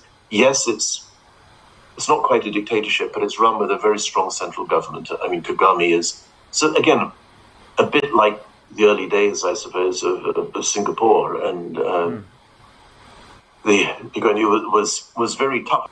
And similarly, Kagame, if he thinks, he encourages opposition. There are opposition members of parliament and so on. But if he thinks that somebody's trying to undermine it, yes, he is, and his people are rough. They are criticised by Human Rights Watch and Amnesty International and so on. There are things happen in Rwanda which bluntly are not good sometimes. Things happen, people have disappeared. People who are critics can be locked up. He will take criticism, but if he feels it's criticism that's going to damage or undermine or is malicious, whatever, they do get locked up and they get released after a while. But and Amnesty International will criticise them. I don't think I've heard it's not quite a dictatorship offered up as a positive before. Yeah, it's not quite a dictatorship. I mean, this is really the reason why it's important, of course, is whether Rwanda is a safe place for refugees, asylum seekers to be deported. And I think the country, when you look into it, has obviously it's transformed since the terrible genocidal wars in '94. But there are grave concerns amongst not only just Amnesty or Human Rights Watch, but the US State Department has been a powerful, very strong critic of what they see as significant human rights abuses. So that's why it's important to bring that to light. Right. Well, and of course it's light that's vanishingly rare in the current British media landscape, because you would normally expect an American government intervention on an issue such as this to get a lot more attention than it's getting from most of the British media, which continues to cheerlead for this bizarre Rwandan plan. Yeah, indeed. Well, certain elements of the media. Of course, certain elements of the media. So this connection made, this contact made, the oils, the wheels start getting oiled, the wheels start turning, and your undercover operative then ends up in the Travellers Club in St James in August of this year, just a few weeks ago, talking to the ambassador, who is a former justice minister and was in post, I think, when Paul Rusesabagina was trying to rescue 1,200 people from the well-documented story of Hotel Rwanda. Yes, I mean, it was obviously that happened some time ago, but he's Paul Rusesabagina is viewed as, he's the hero portrayed in the film of Hotel Rwanda, and he saved 1,200 lives, and he became a human rights activist and a critic of the Kagame government, but he was under threat, so he fled Rwanda, became a Belgian citizen, and moved to the US, and obviously was a big irritant to the Kagame regime, and they arranged for him a flight to stop over in the Rwandan capital, where he was arrested and put on trial for terrorism. So the Justice Minister then, now the High Commissioner, not the Ambassador here, Johnston Busingye. Let's have a listen, shall we, to the encounter between him and your undercover journalist, particularly on the issue of refugees who were shot in 2018, just 5 years ago, after objecting to cuts in their food rations. Over the course of the lunch, Mr Busingye made a number of comments that will alarm critics of the UK government's Rwanda plan. The ambassador was dismissive of an incident where Rwandan police shot and killed a number of refugees. Although several people died, Mr Busingye didn't appear too concerned. Ministers have come to Rwanda, they have taken BBC and everybody, they have seen what's going on ground, but when they get here, they say, well, there is an incident in 2012 where the police shot 10 refugees. Yes, it might have happened, but so what? Here in the UK, someone is shot every day, and it is on BBC and it is everywhere, but I haven't said the UK shoots people. That's not what I'm saying. No. We did our prosecutions of the people, we did the investigation, what happened, and so on and so forth. It could have been a mistake. So that is what the media will want to turn Rwanda into. He later clarified that he got the year of the shootings wrong, 2018, not 2012, and Human Rights Watch has established that the number of dead is at least 12. So you would think, with this research in place, with this sort of on-the-record commentary, you take it to the Home Office or to the government and say you can't do this sort of business with this sort of regime, and they say you're absolutely right, we'll call it all off now. I presume that's not what's happened. No, that's not what happened. They've been very, very silent since we've aired the results of our investigation. I mean, one of the things that we, when we initially watched this back, were struck by was just how dismissive he was. We understand that there were actually potentially a lot more than 12 that were killed. Don't forget, he was Justice Minister at the time when this investigation allegedly took place. Again, Amnesty tells us that the investigation found nobody responsible for the killings, but actually they ended up arresting some of the refugees who took part in their protest over food rations. And again, the reason why that's important is, if you can imagine, if you were refugees that, for whatever reason, made your way to the UK, for desperation, for war, or, for economic reasons, you end up being deported to Rwanda. And then after a while, things don't go, your food goes down, things aren't going, and you decide to organise a protest. The last time that happened, a number of them were shot dead by their own police. So if you're arguing that Rwanda is a safe place, is now a safe place, this is evidence when it certainly wasn't a safe place for refugees. So that's why we thought it was important to put on the film. I forget which Home Secretary it was, the current one or the one before, where they were unaware of this, or apparently unaware. It's the current one. It was the current one. I think Suella Braverman was asked about this, I think, on a BBC, I think it might have been Laura Kunsbo. Anyway, it's a BBC thing, and she hadn't even heard of this incident at all, which I think is also... So they shot refugees dead 5 years ago, I didn't know that, but I'm still confident that it's a wonderful place to send refugees. That's not even an exaggeration of what we're looking at here. No, I think what she actually said was that was 5 years ago. This is 2023. That's not an opinion, that's counting. A UK government spokesman has said that we remain fully committed to this policy, as does the Rwandan government. We will continue to defend the policy robustly in the courts. It's in the annals of all the stories that you've done. Where do you rank this one? I think it's certainly up there, as you said. The politicians talking about how much they want to earn is one thing, but this is a cornerstone of the government's policy, and it affects real people's lives in a way that some people think is a very cruel and unethical way. I'm not judging that, but certainly if the more we can illuminate what's going on or what has gone on in Rwanda, then people can make their own judgments on whether or not the plan is a good one or not. There's another element of it that we haven't touched on here, but is equally fascinating, is that he ends up, the High Commissioner, essentially criticising our entire immigration and asylum policy. So it's a full-length film. Very briefly, Anthony, is that the future then for journalists like you? You will organisations like Led by Donkeys are going to become as much a part of your portfolio as programmes like Dispatches or indeed papers like The Observer? I think even more so. I think they've got a strong appetite. This film reached 5 million people, which is significantly more than programmes on terrestrial.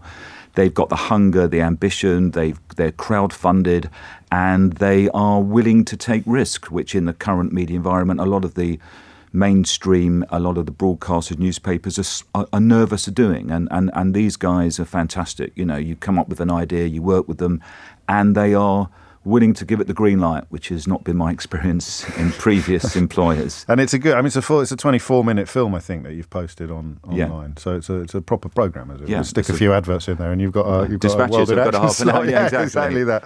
And I will hopefully add a few numbers to that 5 million now by retweeting it directly from my account, or you can go to @ByDonkeys, where it is the pinned tweet. And actually, while we're on the subject, I'd add Byline Times to the list of organisations that are doing work that perhaps more established media organisations in this country at the moment should be doing as well. Anthony Barnett, thank you. Thanks, James. It is 12:01. It's Thursday. Talk about a gear change. It's Mystery Hour next. James O'Brien on LBC.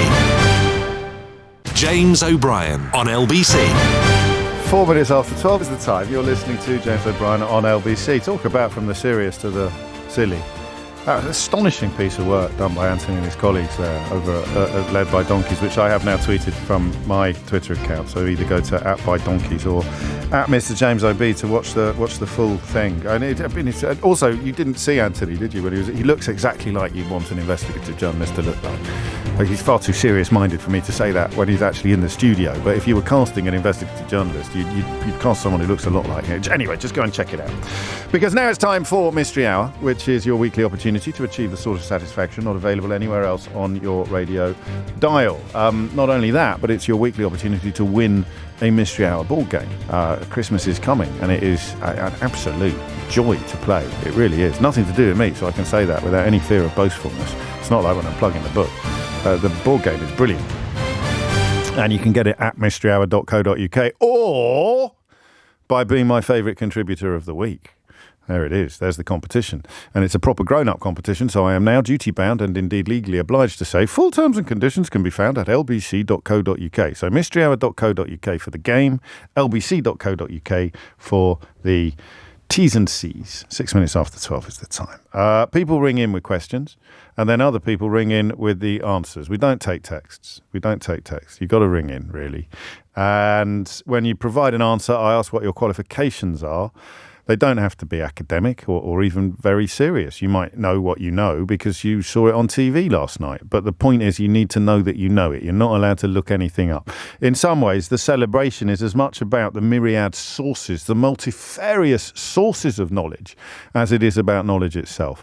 And in some ways, when I sort of was going through a pompous phase a few years ago, I know what you're thinking, when does it end? I was going through a pompous phase a few years ago. I used to reflect upon how this is an antidote to a world in which you can find out a lot of stuff with your fingertips. You can find out a lot of stuff with a device that is currently nestling in your pocket or your purse. So it's a sort of celebration of knowledge, old-fashioned knowledge that is learned rather than merely Googled or searched. But as I say, that was during a pompous phase. So we'll forget all about that. 7 minutes after 12 is the time. Shall we crack on? I think we shall. Dominic is in Bispham in Lancashire. Dominic, question or answer? It's a question, James. I can't believe I'm actually calling. Well, you definitely are. Yeah, you definitely are. Either that or we're both dreaming. Yeah, Andy, Liam and Tom are going to be jealous. Anyway, it's about sleep paralysis. Like, sometimes when I wake up, I can't talk, I can't move. Like, my whole body's just still, and it scares me. How long does it last for? Well, it feels like forever, but I can only assume a couple of minutes or even a couple of seconds. But I can't move. I try screaming, and my mouth it'll open, but no sound will come out or anything. It's scary. Have you spoken to anyone else about it? I've asked a couple of my mates, and they say they get it, but they're really never worried. But I just thought it's a question for mystery, and I really want to know. No, why. I mean, it's a thing, I think. It's a thing, but I mean, it sounds absolutely terrifying, because normally you're in a dream when that happens. You're asleep, and then you give yourself a shake, and you wake. But you give yourself a shake, and you're already awake, but you still can't shake, as it were. Yeah, I'm fully awake. I'm the TV, the dogs, the missus beside me, and I try screaming to her to say what's up with me, and nope, she can't hear everything. Blimey. How often does it happen? It's happened twice this year already. Okay, but we'll try and find out. Should be. So, I mean, I guess the reassuring thing is that it is definitely a thing, but you want to know what the thing it is. Thank you, Dominic. Take care. 8 minutes after 12 is the time. It's a nice start, actually. Sleep paralysis. What's happening to Dominic and anyone else who suffers from it? Luke's in Portsmouth. Luke, question or answer? I have a question, James. Carry on. So, why do no London-based football clubs have London in their name? But other cities do, and other capitals in other countries do, like Sporting Lisbon, Paris Saint-Germain, Real Madrid, but none of the London clubs do. I mean, isn't it just because there's so many? Well, Madrid has, I think 4 teams in their top league. Yeah. So maybe not as many as London, but still enough to maybe. It's going to be about the evolution of the clubs and the fact that they play against each other. So clubs grew up. I mean, I won't go definitive on this one, but just thinking about it, it's going to be because you can't claim to be London. They're probably in the earliest iterations, they all played against each other. So Arsenal, Brentford, Chelsea, going, ABC, is there a D? Crystal Palace is another C. Fulham is D. F, D, E, F. So they'd all have played. So you can't, I mean, it'll be something to do with that, won't it? I mean, you may well be right, but I just wondered, was there almost possibly a pact between the clubs that none of us we'll agree to it. It was London. Woolwich Arsenal. So no, that's not got any. Tottenham, Brentford, Wimbledon, Brentford, Bromley, Barnet.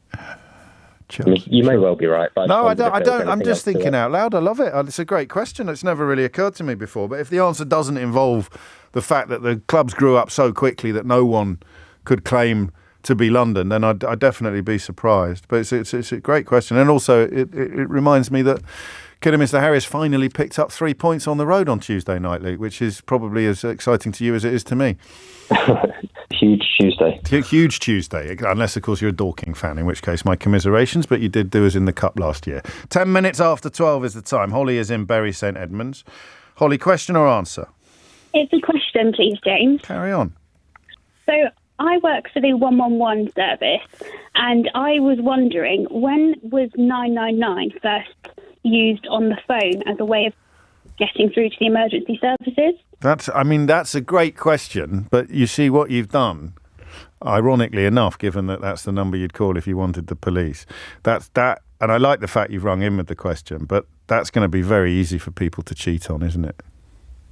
Well, I suppose so, but I'm hoping someone may just have an interest in... Well, that's what I now have to... Now you have put me in the role of having to be Columbo when they ring in and I say, what are your qualifications? And we have to establish whether we believe them when they say, well, I just happen to be a historian of emergency service. I was thinking, because with, obviously the times of Jack the Ripper, so 1888, yes. back then you would have just gone to the local police station or found the local policeman on the street. And then when obviously phones were introduced, I don't think they would have had that service Well, you'd speak to an operator first, wouldn't you, back in the day? You'd say the operator say, hello, caller, how can I help? Or something like that. And you'd say, oh, hello, I'd like to talk to the police, please. And then say, putting you through, caller. And then, hello, this is the police. Or something like that, perhaps. Yeah. So when did automated switchboards kick in? And for the emergency services. Either then or shortly after, the 999 number kicks in as well. Why do you want to know? It's a good question, a lovely question. Well, because I just wondered it. I mean, as I said, I work for the 111 service, so I just was thinking one day, I wondered when the emergency services... So 111 is the NHS one, isn't it? Yes. Yeah. What's the one for non-mega serious crime? 101. 101, yeah. 10. Is there? I mean, do you socialise together? Do you ever all go out together? No. Is there a bit of snobbery involved? A little bit? Is there a bit of tribal? We don't like those 999. We're not going to be knocking around with the 101ers are all right, but I don't like those 999ers. No, none of that. Okay, I'll try and find out for you, Holly. And thank you for the work that you do. It's a crucial service. Liam is in Oxford. Liam, question or answer? I've got a question, James. Go on then. Is there Cockney rhyming slang in any of the world languages or equivalent of rhyming slang? Yeah. It won't be Cockney. Yeah. That's a lovely question. Thank you. Oh, it really is, isn't it? So apples and I'm just trying desperately to think of something, but that would mean that the foreign language, which I don't really know very well, would have to yield very quickly a word that also rhymes with another word from the same language that I don't know very well. But there's got to be loads. Yeah, I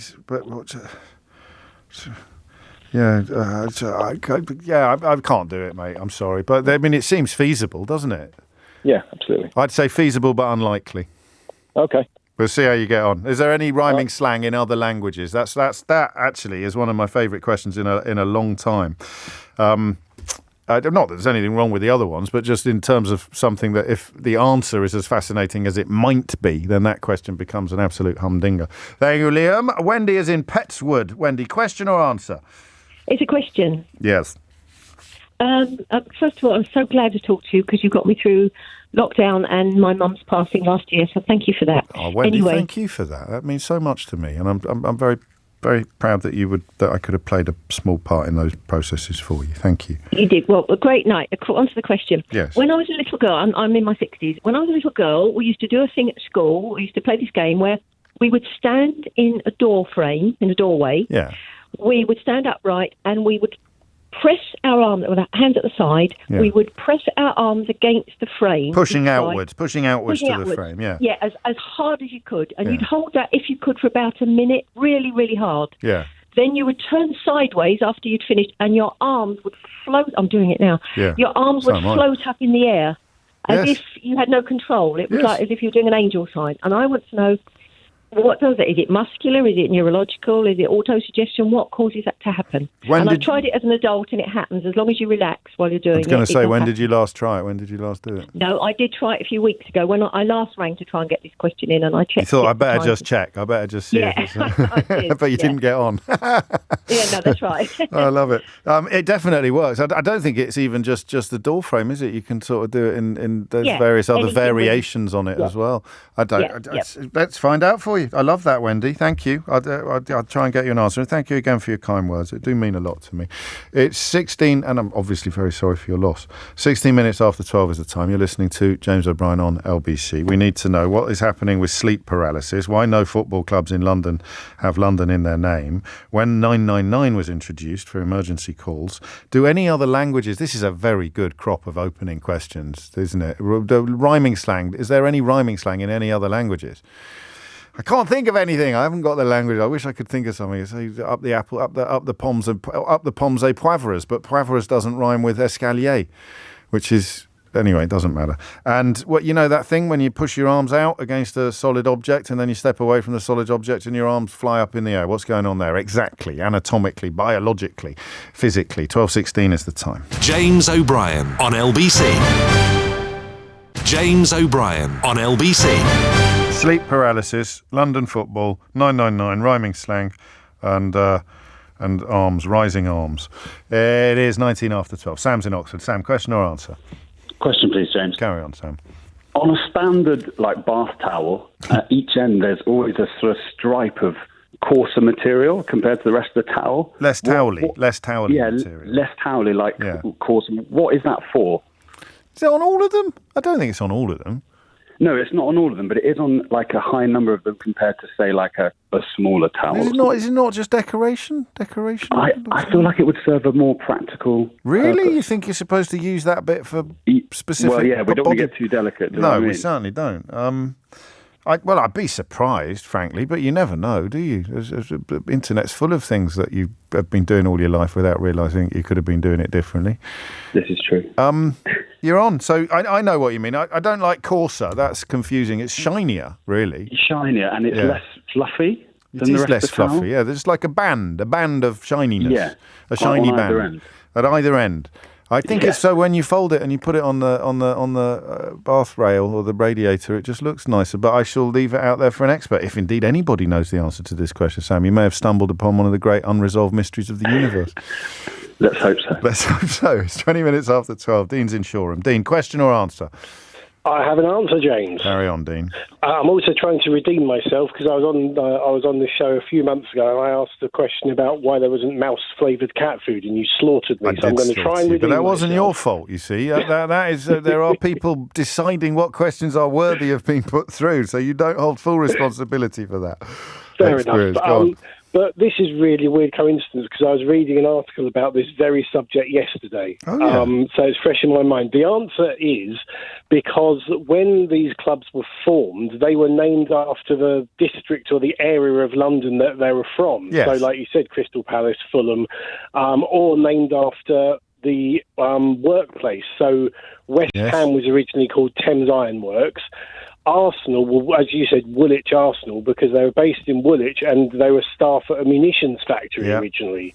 So basically, pretty much like you said, nobody wanted to call themselves London because of the. No one would know where they were because partly because London's so enormous. Yeah, the closest it ever came was when Chelsea was formed. One of the names proposed for them was London Blues. Okay. And they rejected that for the reason, as I said, they didn't have the audacity to claim the whole city for themselves. I mean, they were based. They probably would Fulham. do these days. They would do these days. Yeah, they were based in Fulham, and obviously there was a team already called Fulham. Yeah. So they had to name themselves after the next district, borough, whatever it's called, along from London, which was Chelsea. Yeah. And that's why I don't. I mean, there are other teams in Madrid, and I know like Getafe are in Barcelona, but they're not named Barcelona. So you do get other teams in those capital cities that aren't named. So after. in a sense, and I don't know what the story is with, for example, Atletico and Real, but in a sense,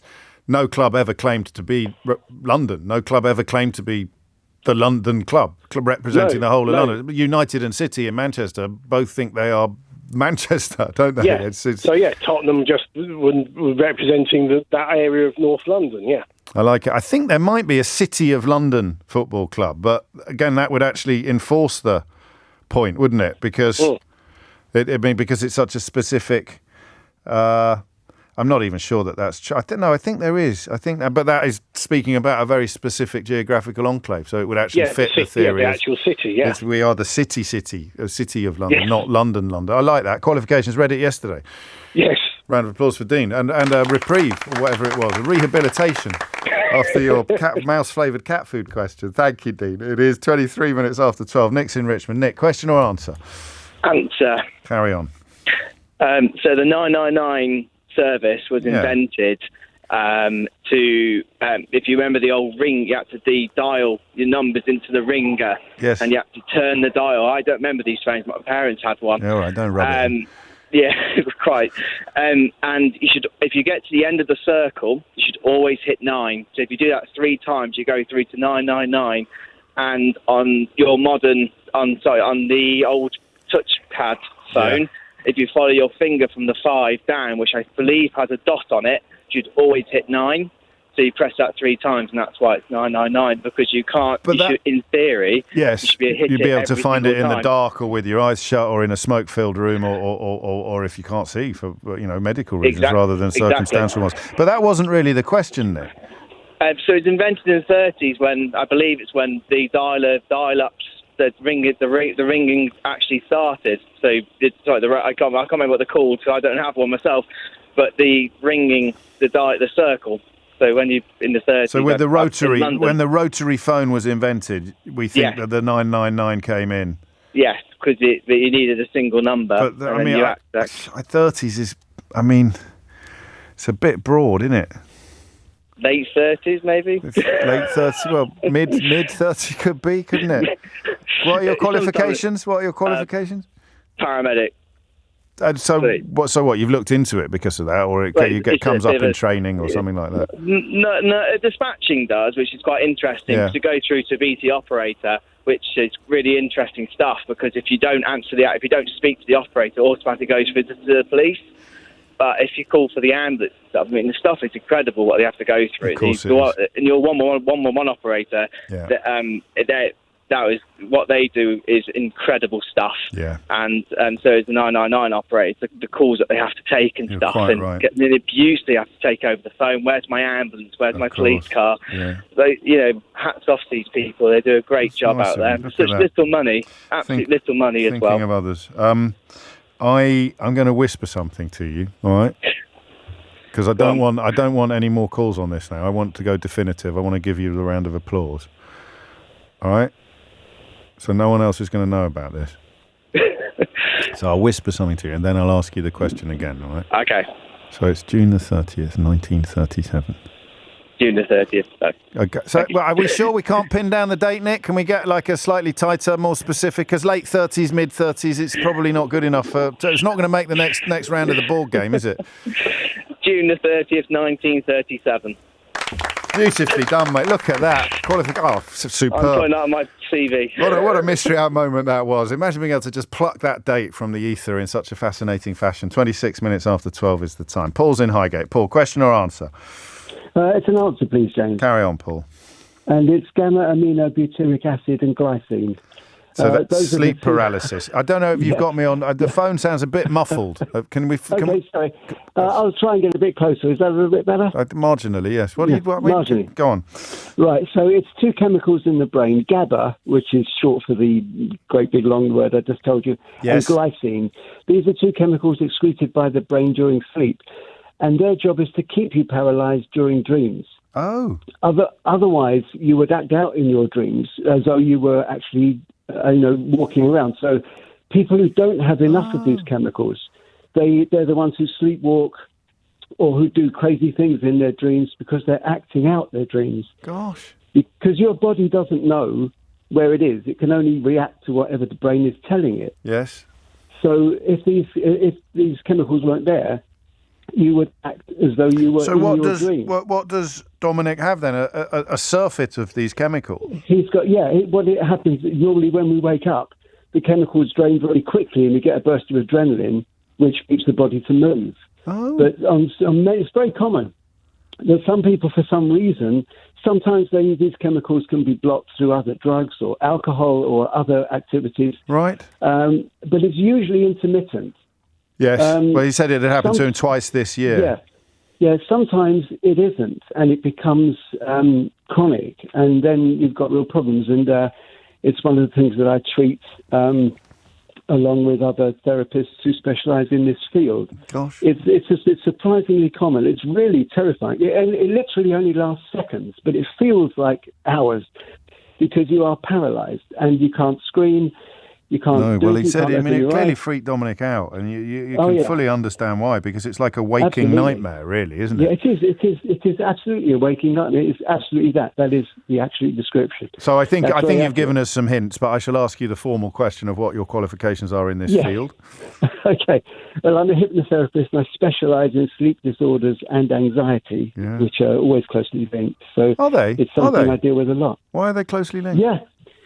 Because anxiety and sleep disorders, if you're anxious, you're less likely to sleep well. If you're less likely to sleep well, you're going to be anxious. Yeah, So I was thinking specifically of this one. So this one isn't an anxiety-linked one, but a lot of it can be. Can it really? It can be. It can be, yeah. Because often with anxieties, someone may be on drug therapy, and that may interfere with the chemicals in the brain, and these are some of the chemicals which can be affected by that. So Lovely. These things are all closely linked. So what would you advise if Dominic is increasingly troubled by it? You would advise him to see a hypnotherapist, would you, in the first instance? Yes, because he can learn to, not be so freaked out by it, yes, just accept it, and he can also learn perhaps a little bit more deeper, more restorative sleep, so that it's unlikely to happen. There's no guarantee, but it can help. Lovely answer. Is going to help. Oh, great stuff. Round of applause for Paul, please. Thank you. No, thank you. Lovely stuff. 12:30 is the time. James O'Brien on LBC. James O'Brien on LBC. It's not the hem. We're not stupid. It's not the hem of the towel. It's the band above the hem. So there's a couple of inches from the hem, there's like a flat band of shiny towel. That's what the question... I know what a hem is. Honestly. Sleep paralysis we've done. 999 we've done. Is there any rhyming slang in other languages? Adie's been in touch. He's had a crack. I'm going to be honest with you. It's not great, but I mean, points for trying. What's he gone for? Manzanas y peras is your escaleras. I don't even have enough Spanish to know whether that's close to correct. But it's not. I don't think you're suggesting that it's an actual thing. You've just done what I failed to do and come up with some rhyming slang in a foreign language that might be plausible. I suspect there's no rhyming slang in other languages. But if there is, I really, really, really want to hear about it. 0345 6060 973 is the number you need. The shiny bit, not the hem on a towel, what's that for? Is it just the aesthetics? Is there a purpose? Has it got something to do with the weaving process or the drying process? Who knows? I just need to know. And Wendy needs to know, and so do I. Why our arms? When you sort of put your arms out, push up on a table or something like that, and then you pull away from the table and your arms rise naturally into the air. So you've exerted yourself against an immovable object, and then you move and your arms. So she does it in a door frame. You put your arms pushing out really hard against a door frame, and you keep doing it for about a minute. Then you take a step forward or you turn sideways, and your arms rise apparently miraculously into the air. What's going on there? Dave's in Burton upon Trent. Dave, question or answer? It's a question, James. Carry please. on, Dave. Yes, of course. I spoke to you. I used to live in Derby. We shall adjust our records accordingly, Dave. How are you, buddy? Yeah, it's two words for you. Barcode. Yes. Now, is there like some sort of mega computer that produces? I think it's one word, actually. I've just got one word for you, James. Barcode. Oh, yes, barcode. Thank you, Dave. Carry on. Now, do companies, do they buy a batch of barcodes, or is there a mega computer that produces them? Because surely there must be thousands of products every split second are barcoded. Yes. So do they ever get duplicated, like crab sticks could be varnish or something like that? Interesting shot. Yeah, you wouldn't want to get your crab sticks mixed up with your varnish, would you? Yeah, they'd be all sticky, wouldn't they? It would be very unpleasant. I don't know the answer to your specific question. Yeah. We've done something on this, but many, many moons ago. Yeah. Many moons ago, and it is surprisingly centralised. But it can't be. You can't. There's no way. Split seconds, though. They literally thousands. Also, if you brought something back from America and ran it through a British till, it's not going to come up with the same. So what might not be on the. So how do they work, really? That's in a nutshell. How do they work, Jim? How do they work, these barcodes? Yeah. Linking barcode. I like it. I mean, I think it's I think it's one of those things where when we find out the answer, we go, "Blimey, that's incredible." All right. Thank you, Dave. How are you finding Burton compared to Derby? Yeah, we moved the business from Derby because were you born in Derby? Flippin' heck, you're good. Did I tell you that last time? Yeah, you tell us every time Derby's mentioned, you mention it. All right, you're making me sound boring now, Dave. Now, we moved the business from Derby to Burton-on-Trent. We sell fires and wood-burning stoves and gas fires and such like. Lovely stuff. It's going all right. Yeah, it's going all right, is it? Good to hear. What's the name of the company? It's Derby Gas Tech. Right, but you're in Burton now. Yeah, but it's registered as that. Oh, but I we see. also call gas and stove. That's more like it, isn't it? Oh, Because you bless don't want you. to you don't want to confuse people wandering around no. bars. Why is that stove shop called Derby Gas Tech? It's I not confused myself. That's right. I bet it's called Gas and Stoves. Thank you, Dave. You take care and good luck in the new location. 12:37 is the time. Johnny is in Birmingham. Johnny, question or answer? It's a question, please. Carry on. I'm led to believe in this country we have something called policing by consent. Yes. Which means, well, I don't exactly know what it means. But to be honest with you, in other nor do I, countries, mate, actually. in other countries, I don't think that they have the same setup, and I wondered what that actually meant, because I've never sort of signed a document that says I consent to being policed, or Well, it clearly or doesn't like mean that, then, does it? No. But what I does it? just So really, wondered the question is, what does it mean? I don't know that no other country has policing by consent. I don't know that for sure. But I don't you know. I mean, is it something to do with the fact that like other countries might have armed police, so it's kind of more of a police force rather than a service? I don't know. We've got armed police. I mean, I know they're not armed like everyone. They're not all armed, but yeah. Yeah.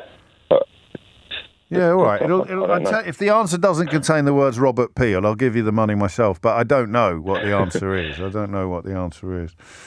So we'll try and find out. Thank you. Yeah, I like that a lot. Thank you, Johnny. What does policing by consent mean? And is it just us? 0345 6060 973. How do barcodes work? The shiny bit on the bath towel, not the hem. Not the hem. So rude, some people. I can't believe you've let this question on. It's called a hem. It's not the hem. Also, I'm not that stupid. And nor is Sam, who rang in with the question. At Wendy's Arms and rhyming slang in other languages. Please let there be some rhyming slang in other languages. Please. Paul's on the Wirral. Paul, question or answer? Answer. Carry on. About the question about barcodes. And God, that was quick. That was quick. Yeah. So barcodes are actually just a different character set, if you will. Yes. It's like if you were in on a computer in Word or whatever, and you can choose, do you want a Chinese character set or a Western English or whatever, it's just a different character set. So when you select the letter A, rather than it appearing in the form that we know what a letter A looks like, there's a certain length, width of black line and the space next to it that depicts that. And it's the same for every letter and the number from the alphabet. It's got a different width bar. So you've got infinite variations then on what you can, pretty much infinite variations on how you can write it down. So then if you wanted to use the word, suitcase, you'd type in the word suitcase and it'll show you what that would look like in the barcode. Are you sure? Are you sure about that last bit? Yeah. Because what are your qualifications? I don't know about. What are your qualifications? Well, we use barcodes. How does the machine work then? How does the machine work? Because when you produce them, when you buy, let's say it's a thermal label printing machine, which is typically what will print your barcodes on everyday items or warehouse packaging. Yeah. In that label software, there's a drop-down menu that lets you choose your barcode language that normally starts with the letters EAN. Right. Because different countries and different industries have come up with, believe it or not, their own variations of a barcode, what a barcode infrastructure should look like. So you stick it on a product and then you sell it to someone who's using the same translating technology or same technology, and they can... Correct, yeah. Everybody who uses barcode reading machines, their machines, you would set it to say, well, I want to read barcode language EAN 28 or EAN 29, and so that when you're producing your product, so let's say you were at Tesco's might say to the company that supplies them with, let's say, pre-packaged sandwiches, they would say, when you produce our sandwiches, use the barcode language EAN 28. Right, that's the one we use. Yeah. And so the relationship's only ever between supplier and seller. There's no central database, because you could see why people might have thought there was a central database of barcodes, and you sort of get given one, like you do car registration numbers or something like that, but that'd be just billions and billions and billions. Well, I think that makes sense. I think that makes sense. There's free barcode software. You can put in a word or your number or whatever, and it'll show you what it would look like as a barcode. EAN is European Article Numbers. Yeah. So, and it's the same thing. QR codes are the same kind of thing. Right. Machine readable information. Yeah. Really. Yeah. Why? Pardon? Why? Why have barcodes? Yeah. Because it speeds up. You can just blip it. It's before you. Of course. So it's scanning all the information that you need, what it is, and how much it costs in one scan, rather than having to read the tin or something and then look up the price list. Yeah, it was a silly question at the end by me there, for which I apologise. Round of qualifications, Paul. Mine. Yeah. It's in engineering. But what do you do at work? You create barcodes at work for packaging for the products that you're. No. Actually, I'm involved in the design and manufacture of life jackets. Oh, and you need to put barcodes on the packaging. Correct. Yeah. Round of applause for Paul. I like it. 12:43 is the time. Grant's in Southampton. Grant, question or answer? It's an answer, actually. Carry on, Grant. So it's to do with the Cockney rhyming slang. Oh, go on. So if I give you my qualification on this first, it was because my dad was in the Army, PWRR, and played rugby against Army and Navy. Fair enough. And in the aftermath of the rugby games, we would obviously be in the bar. It can get quite abusive and quite insulting between team and friends in a friendly way. And the reason I know that this is real is that we had a couple of Gurkha lads from Nepal and a couple of Kiwis, obviously from New Zealand. Yeah. And they would argue with my dad and other English guys in the regiment. They would argue about the way that commands were shouted at each other on the pitch, and then the insults that they would have afterwards. And then I can distinctly remember them arguing about the way that words were said and the way that words were pronounced. And that came about that my dad then explained to me that as he was born and bred in London, it was their version of Cockney rhyming slang, which is why it really made me laugh when I actually heard that. Heard the question. And then when I spoke to your lady... Burmese, sorry, when I spoke... the Burmese have rhyming slang? Yes, they do, and the Kiwis, New Zealand, yes. But they'd be speaking English, though. No, that's in their own language. So they would be shouting at each Maori? other, and yes, and they would argue with each other. You're confusing the issue by talking about rugby. Because the rhyming slang doesn't only exist on the rugby pitch. No, of course, it was about the insults. That was where the main side of. Yeah, okay. Do you know any? Unfortunately, not. And I did after I spoke to a lady when I came in with my answer. I actually tried to. Sorry, excuse me. I actually tried to ring my dad to say, look, can you give me anything off the top of your head? And unfortunately, there was no answer. So if there was, we'd have no way of knowing how rude they were, would we? Of course. Okay, I'm going to give you a round of applause, but there is room for embellishment on this one. I think. Lovely stuff. Round of applause for Grant. I can make sense, but then it doesn't. Parts of it don't make sense. Why would you do it? I know it's not about slang terms. It's about rhyming slang terms. So you'd call someone something because it rhymed with what you really meant. I can't do that joke, can I? About the Chancellor. James O'Brien on LBC. James O'Brien on LBC.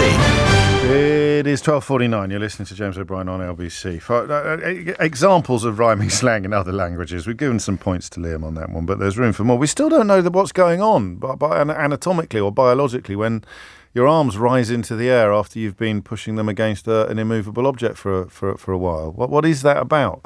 So if your muscles are still pushing, and yet you can't think of it operating in many other contexts, what is that shiny band across a towel that's not the hem, categorically not the hem? It's both bigger than the hem and not on the edge of the cloth, of the textile. You might be able to go a little further than Paul on the barcodes question. And what is policing by consent? Sorry, I don't know what happened to my consonants there, old boy. I must apologise. What is policing by consent, and is it only us what has it? Ray's in Purley. Ray, question or answer? Oh, hi, it's a question, please. I just wondered if I bought shares in a company today for, say, £10,000, and tomorrow they were only worth £5,000. Yeah. Where does my money go? Well, why would a share be any different from an apple? I don't. What do you mean by that? Or a car? If you bought a car today for £10,000. Well, car is wear and tear, isn't it? Yeah. And apples deteriorate. Well, no. I mean, okay, think of another example. It's just gone down in value. That's all. I suppose the key difference is that it won't go up again. But in the case of a car, actually, it did, didn't it, during lockdown? Second-hand cars ended up costing almost more than new cars. So it just the money doesn't go anywhere. It's just what it's worth has gone down. Right. And Okay. you would establish that only when you sell it, just like with a car. Okay, so the money just disappears into thin air. Well, there isn't any money. There is a promise It's my money. I've just spent £10,000. Yeah, and you've been given a share, not money. So your share when you bought it was worth £10,000, but now it's only worth £5,000. Just like your car's worth less the minute you drive it off a forecourt than it was when you bought it. If it goes down, it could have been worth £20,000, which is why you bought it in the first place. But it's not like the finite amount of money in the world is being redistributed constantly according to shares, partly because there isn't a finite amount of money in the world. But I mean, supposing I had the money physically in my hands that day. Yeah. The money's gone to the bloke you bought it off, mate. Just like with your car. He's still got £10,000, but the thing you swapped for £10,000 isn't worth £10,000 anymore. It's not really a mystery, is it still, Ray? Oh, okay. So think about it. I think like me, we're a bit mystified by stocks and shares, and we think they've got some, but it's like a banknote. But inflation means a banknote's worth different amounts to what it was worth when you first got it out of the cash point. Yeah. Okay, fair enough. I don't think you're happy with your answer, but that's the only answer I think you're going to get. Also, I haven't had a round of applause today, so, swings and roundabouts. Thank you, Ray. Cheers, I'll take that. Thank you. Keith. No, thank you. Someone's going to ring in now and make me sound like a right old muppet. Peter is in Twickenham. Peter, question or answer?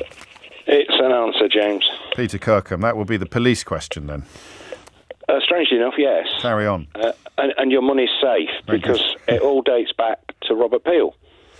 Go on then.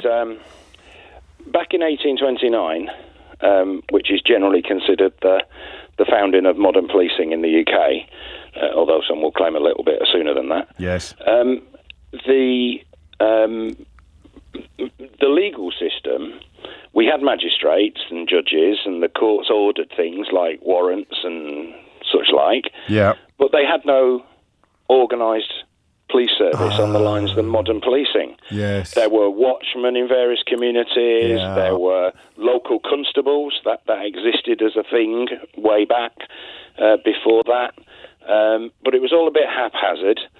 We had the Bow Street runners, the two magistrates in Bow Street, decided they needed a bit of a leg up, so they had invented the Bow Street runners to support them. Yeah. They were more like court bailiffs than So police, private really. sector, really, in a way, individual private sector organisations doing a sort of security job. Yeah, and some were, back in the days that if you weren't any good at baking, you all sort of chipped in and kept Mr. Bun the baker in business by buying his bread. And he wasn't any good at shoeing horses. Almost like protection rackets, actually, but on the other side of the coin.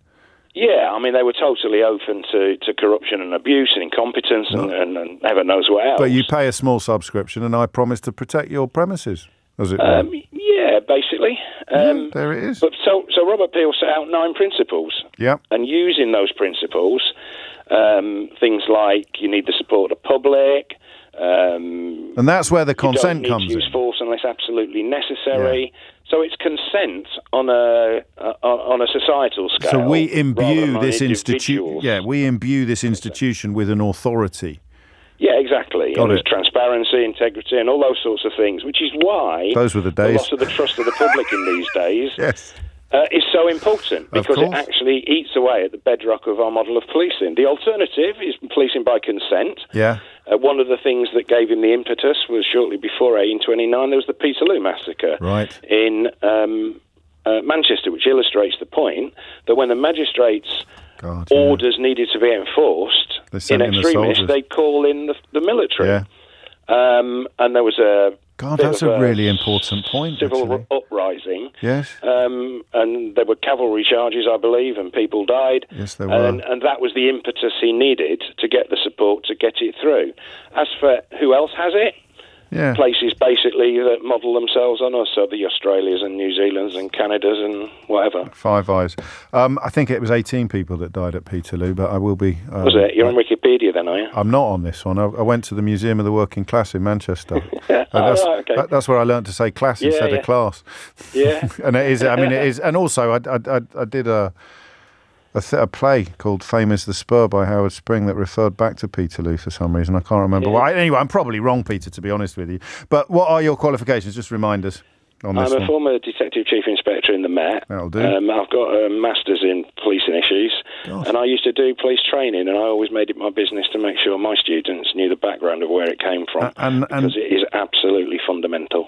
You're not wrong. You're not wrong. And that is really important and really helpful, actually. So policing by consent is a lot more than just some sort of pithy catchphrase. It's a fundamental bedrock of our... It's almost democratic consent, isn't it? Round of applause for Peter. Absolutely. Thank you, mate. Lovely stuff. Always good to talk. It's coming up to 12:57. Neil's in Wokingham. Neil, question or answer? Point of contention, please, James. Carry on, mate. Steward's inquiry. Steward's inquiry is the correct nomenclature. Bring out the stewards. What have we got? Paul's answer on barcodes had me seething, if I'm honest. I'm sorry, man. I thought it might not and be right. you gave him a round of applause, and I immediately I went on to X, formerly Twitter. I was like, James, revoke it. Okay, well, here you are. Make it snappy, though, because we're short of time. Make it snappy. There are multiple central databases. However, the biggest one in the world for barcodes is GS1. Right. They set the biggest standards. You cannot just encode a barcode willy-nilly if you're Tesco. You are cross, aren't you, about this? Oh, this is my job. I do this all day, every day. I can tell. Carry on. The barcode is comprised... Neil when it comes to seriously, do not mess with Neil on barcodes. Please There will be blood. We will fight! Said Penny Morton. Let me finish. Let me I will. Sorry. Yes, carry on. So the first part of the barcode explains who, we call it a retail brand owner, who they are. So the first 5 digits, possibly 6, says... I am Tesco. The next part of the barcode, if we're using an EAN 13, so the next 5 or 6 digits, that tells you what this SKU is. So either a bacon sandwich or some Coke or whatever. Yeah. And then the last part of that, we have a check digit, which makes sure that all of the other digits beforehand all make sense to avoid any possible duplication. That's all managed by one central database. So if I buy a Coke in Asda or a Coke or any other soft drink in any other retailer, it always scans as a 500ml bottle of X drink. Thank goodness you're here. The answer was and an EAN 28 doesn't exist. There's no such thing. Paul, Paul on the Wirral. Well, look what you've done to my programme, man. Please revoke that round of applause. Well, that's the only bit he got right was speed of reference. That is why you have a barcode, to avoid user error keying. So do you pay a subscription to the people who are keeping the data? You pay a subscription to GS1. They allot you a range That's what I thought, of codes. That's what I thought. And then no other member can have those codes. Therefore, whenever you scan it in one place or another, you always get the same outcome. And the codes go to producers? They go, yes. So Coca-Cola, so that was a Tesco own brand sandwich, but so Coca-Cola would have the first 6 digits and then the second 6 digits. There's no way I'm not going to give you a round of applause. I've got a feeling you'd be round my house by tea time if I didn't. So Paul in the Wirral, it's a revocation. Thank you very much. And this one is for qualifications. I just describe it. You've already told us. This is my job. Believe it or not, I don't work for GS1, but I work for Avery Dennison, who utilise this information in order for us to put barcodes on other things. Yeah, there we go. So a big round of applause for Neil, please. Are you all right now? Are you feeling okay? I need to calm down now after that awful answer from Paul. But I'm going to give you a board game. I'm going to give you a board game. Whoa, no way. Yeah, seriously. Just you know what? I told my mum to listen in. There it is. Well, there it is. That's her Christmas present sorted. Well done. Look, with 2 hearts. Cheers, Mum. Well done, Neil. Well done, Neil's mum. Take care, mate. Bye now. There it is. I had to give it. I feel bad now. I actually offended him. It was almost sort of... If you missed any of today's show, you can listen back on Catch Up on Global Player. Fight! Rewind Live Radio or enjoy the whole show podcast. Fight! Where you'll also find all of LBC's shows to catch up on, as well as the world's biggest podcasts, whether made of iron or velvet. Rewind Live Radio on Global Player. Download it for free from your app store or head to globalplayer.com. Tom Swarbrick with you at 4, but now it's time to fight Sheila Fogarty. James O'Brien on LBC.